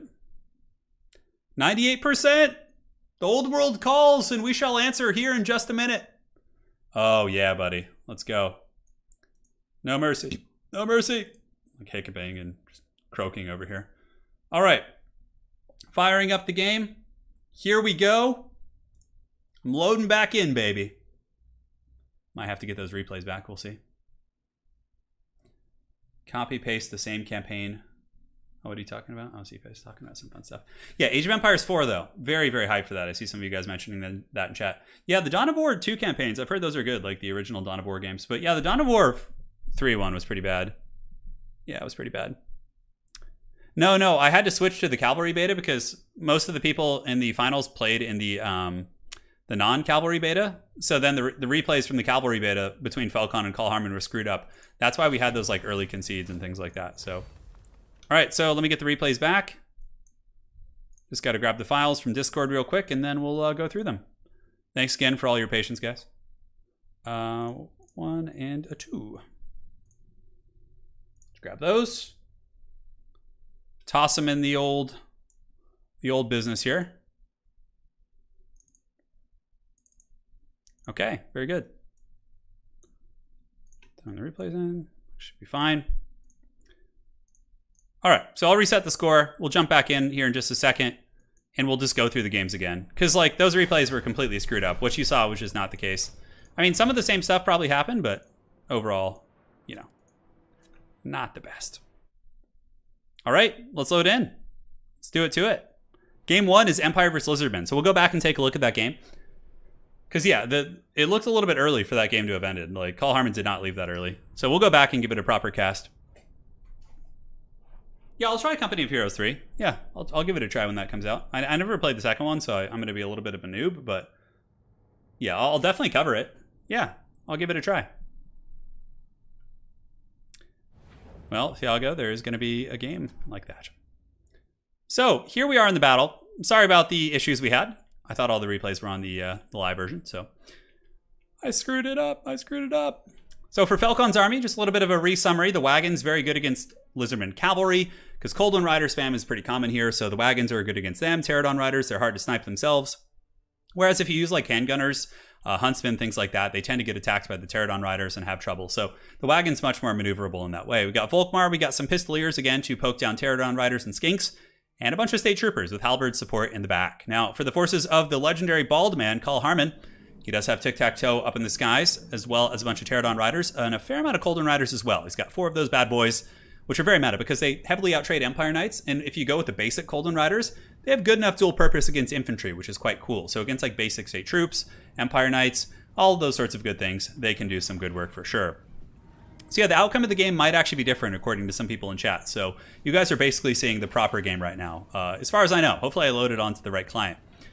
As far as the initial fights though, it looks pretty similar to what we saw last game. Wagon shooting into the Saurus. We get the Pistoliers moving over and getting ready to shoot here at the cohort of Sotek. So you can see they're getting pounded pretty good. Losing a couple models right out of the gates as we did see before. And now the Sigmarites are going to be preparing for the fight of their lives. Spearmen with shields should outtrade the Skink cohorts, or at least have a good fight here. Volkmar the Grim are going to be dropping a fat erect Soulfire there. Oh, that's so good. Right on top of all the swords, bringing them down to 69 models, just like Volkmar likes it. And Banishment as well. So Falcon getting some pretty devastating harass here on the flank. Spears, of course, still fighting, and the Sigmar Sons are going to be moving in to battle the Saurus warriors with shields, who at this point are quite tattered and beaten up. War Wagon sitting in a pretty cozy position, blasting into the Pterodon Riders. You can see they're going down in droves, and that's why War Wagons are so good. Normal missile pieces, even Pistolier-type skirmishers could be focused down, but Falcon consolidating his backfield and shooting into the Pterodon Riders. Now, over here, looks like Manticore Summon being summoned by the mighty Bald Man, Carl Harmon using the Feral Manticore, and Falcon summoning his Manticore. The duel of Manticores is upon us. In the front line, however, a nice rock drop by Carl Harmon. With the Fire Leech Bullets does break those spears, and now there is going to be a bit of an opening into the back line. More Cold One Riders slamming into the flanks here. Cohort Javelins throwing into Pistoliers.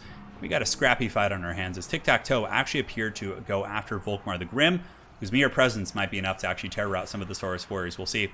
Soulfire Bombardment going to be going down. This Priest praying super balls deep to Sigmar, and it is able to blast some of the Skink cohorts. And now the State Troopers going to be advancing and pushing them back while the Warrior Priest looks for another engagement. In the backfield, Wagons seem to be holding on. Some good pursuit here from the Velociraptors, screening out some of the Pistoliers. We'll see how effective they are. But, unfortunately, Tic-Tac-Toe does pay the troll toll. You can see he does get taken out by the Manticore, just like he did in the previous rendition of this replay. He is going to be shattered, and now the Cold One Riders are going to move back in once again. Pterodon's up in the sky, still a little bit of an Air Force action going on from the Lizards. Not too much, though. The Wagons have done a pretty excellent job, and what's really cool about Wagons is they have good mass, so you can pull through your own troops and then like lure enemy cavalry in, and they're actually really, really elusive and incredibly tough to catch. So one Wagon does get pinned in, though. Carl Harmon gets a partial catch right there. He's able to attack these guys. And Pop-Tart, so sorry, I don't understand how the client's affects replay. Only just tuned in. Hey, man, love this and looking forward to AoE 4. Thank you, man. Yeah, so if you're on a different version, like a beta, or it screws up the replays because it needs to be viewed on the same version of the game it was played on, or else it can cause like weird stuff. Thank you so much, Pop-Tart, for the donation. So Cold One Riders here, getting worn down by the Grim One, the Master Mustache. The Wagons, I think, are going to be a huge MVP, though. They're still very, very stable, doing very, very well for themselves. Bounce of Power is massively in the favor of the Sigmarites. You have a Warrior Priest, you have an Amber Wizard, plus you have, Volkmar. Triple Wagons, and the Lizards are looking very barebone on resources. Most of their cavalry have been pounded down here by all of the War Wagons, and it looks like the outcome of that game is pretty much the same. So we didn't necessarily need to go over that one again, but overall, it's good because in case something had been a little bit different, yeah, but that looked very similar. So not all the replays get screwed up. Some do, but not all of them. So that is game one going to Falcon in our redo here, our recast of this series. It makes the stream a little bit longer. We get to spend more time together. Who doesn't love that? All right, so 1-0 for Falcon. Now we go on over to game two, and we will rinse and repeat and take a look at that bad boy, the Manticore, showing Tic-Tac-Toe who is boss. We'll be going on to face Hadries. We'll find out. Here, too fast, too Sigmar, I know. So this is going to be Lizardmen and Dark Elves. We, of course, saw this replay. This was the Carl Harmon rush build, which we all loved. But you know what? We get a replay. It's going to be great. Carl Harmon just going ape with triple Dread Knight, double Manticore, Dark Riders galore. Just glorious stuff. Glorious stuff indeed.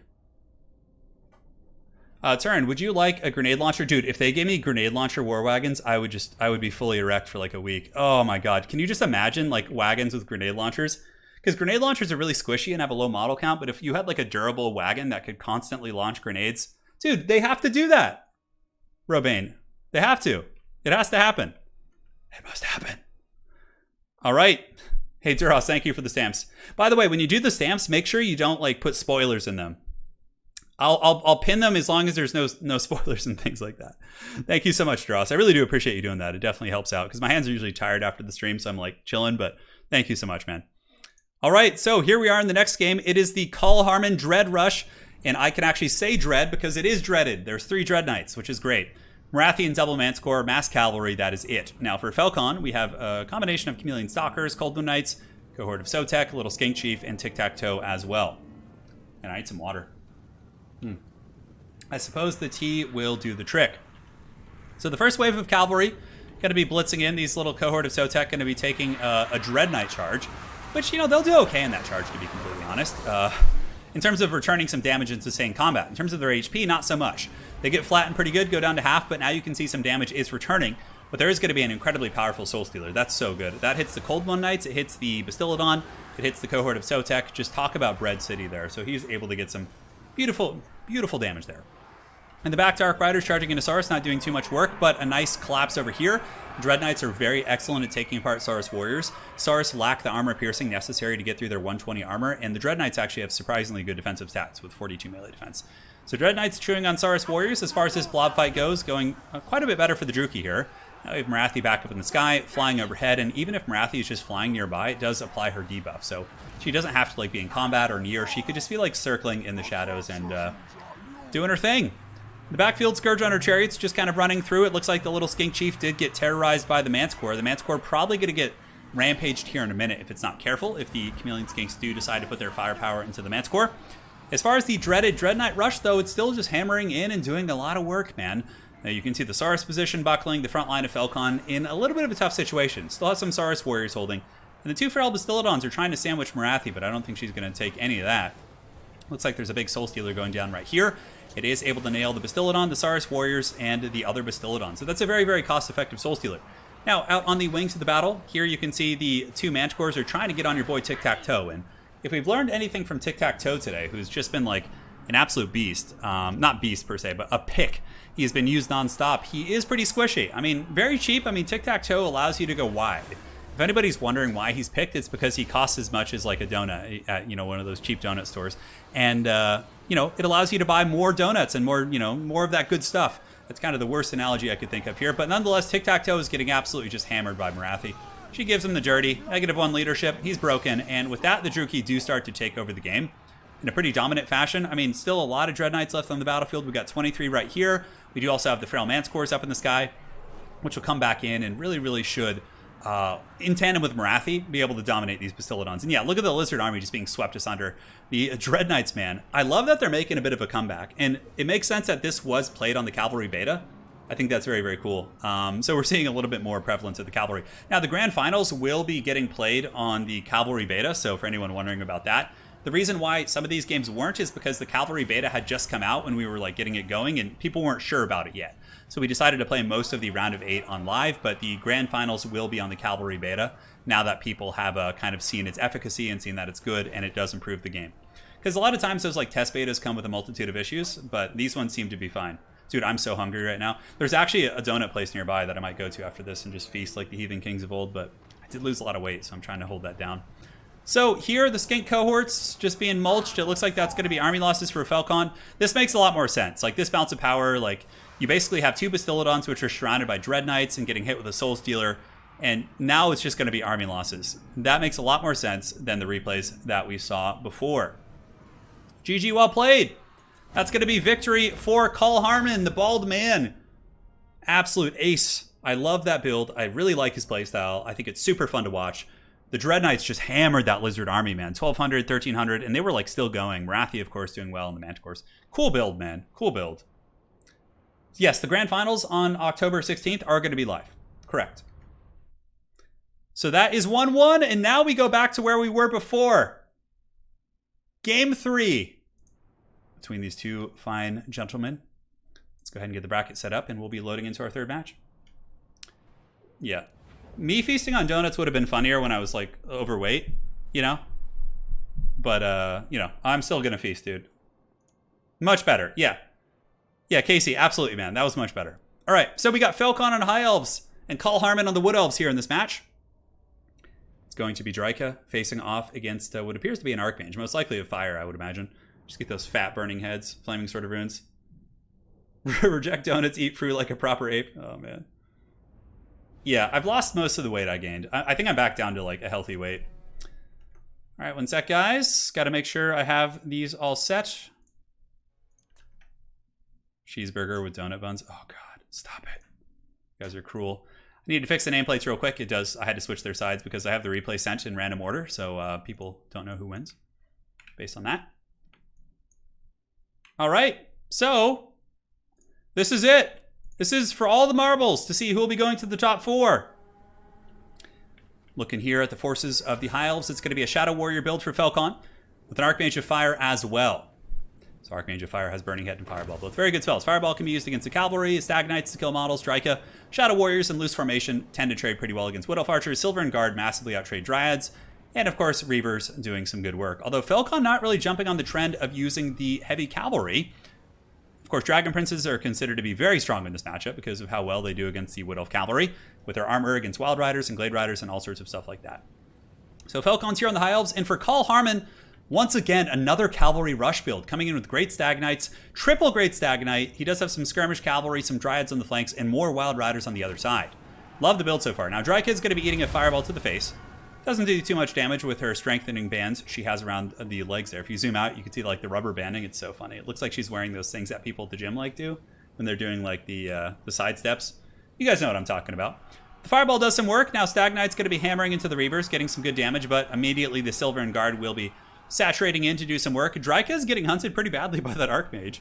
Look at this. Falcon's Archmage getting a little bit crazy here. Okay, I thought he might dive for that. I was like, the madman, but like maybe he dives and then uses a Burning Head to like counter. Falcon does also get the Reavers, a nice charge onto the Glade Riders here. In the meantime, Carl Harmon just getting a nice surround, and he does find a little bit of an opening as the Wild Riders squeak past the spear line, and now Carl Harmon is just going to go bananas here. He's just going to be running through these Shadow Warriors there. That's really unfortunate. Just goes to show how like one small opening can just lead to disaster, right? Falcon with a nice Burning Head on top of the Dryads there should help win that fight. And now we get Great Stag Knights hammering into Spearmen, which is a little bit dicey. Spearmen, of course, in sustained combat will do some work, but if he does Cycle Charge while they're embraced, it can pay off. In the backfield, we get the Malevolent Dryad summon. The Dryads have been summoned on top of the Shadow Warriors, and the Shadow Warriors are kind of being escorted off the side of the map a little bit. We got 2 units of the Warriors of the Shadow that have been taken down, and that's kind of what happens without like Dragon Princes and Heavy Cavalry, right? Like the Wood Elves are able to bully them there. In the backfield, you can see the Great Stag Knights against the Unbraced Spearmen are just melting them like butter, which is so incredibly nice. Very, very close fight here, but if anything, it looks like Carl Harmon, the mighty bald legend, is doing very, very well for himself. So Pendulum going to be going down from Dryka, and that will really butter up those spears and allow the Malevolent Dryads to carry that home. And here, the Great Stag Knights just absolutely massacring those Spearmen. My goodness. That's what happens when you catch them unbraced, I suppose. So Falcon trying to route his 2 Shadow Warriors away, but honestly, he just doesn't have the mass to deal with these cavalry. Like, the cavalry are just running all over him. He needed a couple Dragon Princes or even Silver Helms to kind of put some buffering up, because the spears like can kind of do it, but if there's any openings in your formation, they're going to be finding a way in there. So crazy, crazy stuff. So looking around, we got some Shadow Warriors in the back who have rallied. I would imagine that the Wild Riders with shields are going to be delivering some early Christmas presents to these Warriors of the Shadow. And yeah, good night to them. We don't really need to watch that outcome. Now back in the more important aspects of the battle, we do have the Great Stag Knights and more Great Stag Knights and Dryads hunting down the last remnants of the Shadow Warriors. Falcon trying to keep pace with his spears, but they simply can't keep up with the Stag Knights, and it looks like many of the Shadow Warriors are going to be paying a bit of a troll toll here. Some more Dryads against Spearmen. Dryads will beat basic Spearmen. They just lose pretty badly to Silver and Guard due to the armor and magic resist, but generally it's not a terrible matchup. And these Spearmen here are not braced, so this is going to be an absolute brutal charge for them. Wild Riders have excellent DPS against light armor, and Spearmen here aren't terribly heavily armored. So yeah, they get run over pretty badly, and you can see the sandwich of the gods coming in as the Wild Riders just give them the dirty. Across the battlefield here, we do have Great Stag Knights just continuing to hunt down the Shadow Warriors, really making sure to not take his foot off the pedal as he hunts down the Shadow Warriors. Doesn't want to give Falcon any way to get back in the game here, because if they do come back, right, they can effectively pick off the Stag Knights, who are shielded but don't have the most armor values. So pretty cool stuff indeed. Fireball going in, attempting to snipe Dryka. Falcon will have a potential decent last stand opportunity with all of his Silver and Guard, which are pretty much all alive. Like, all the other units in Falcon's army got hammered, but the ones that are the tankiest, the Silver and Guard, are mostly still alive, so we'll see how they do. More cavalry charges going into unbraced spears. Spears will probably get run over here, and more Rudolph Christmas party all over the face of those Spearmen. In the back, Shadow Warriors holding pretty well considering they're being pursued, but man, Carl Harmon with a beautiful pendulum right there. Dryka might be in the danger zone. Could this be a way back for the Dark Lord Falcon? Maybe so. If he could kill Dryka and have some good burning heads and some good helms deep with all those different spears, we really could be seeing a very, very wild game here. It's delicious tea. Fireball goes down, nails Dryka. Dryka gets pounded pretty good by that. But the Shadow Warriors have more or less officially been taken offline. One Glade Rider has been left to deal with them. I'm a little bit concerned for the spears though, because they do have exposed like flanks, and I think the Great Stag Knights are just going to absolutely just get in there and give them the dirty. So one Stag Knight unit trying to. Here comes another Stag Knight. They have good armor piercing, and they lower those antlers for the Ariel, I guess, right? That would be who it is. And the Dryad should be able to just bump and grind through this, man. I think the Great Stag Knights are going to be too potent. Like, they've cleaned up most of the battlefield. There's still Wild Riders too, and more like Dryads all over the place.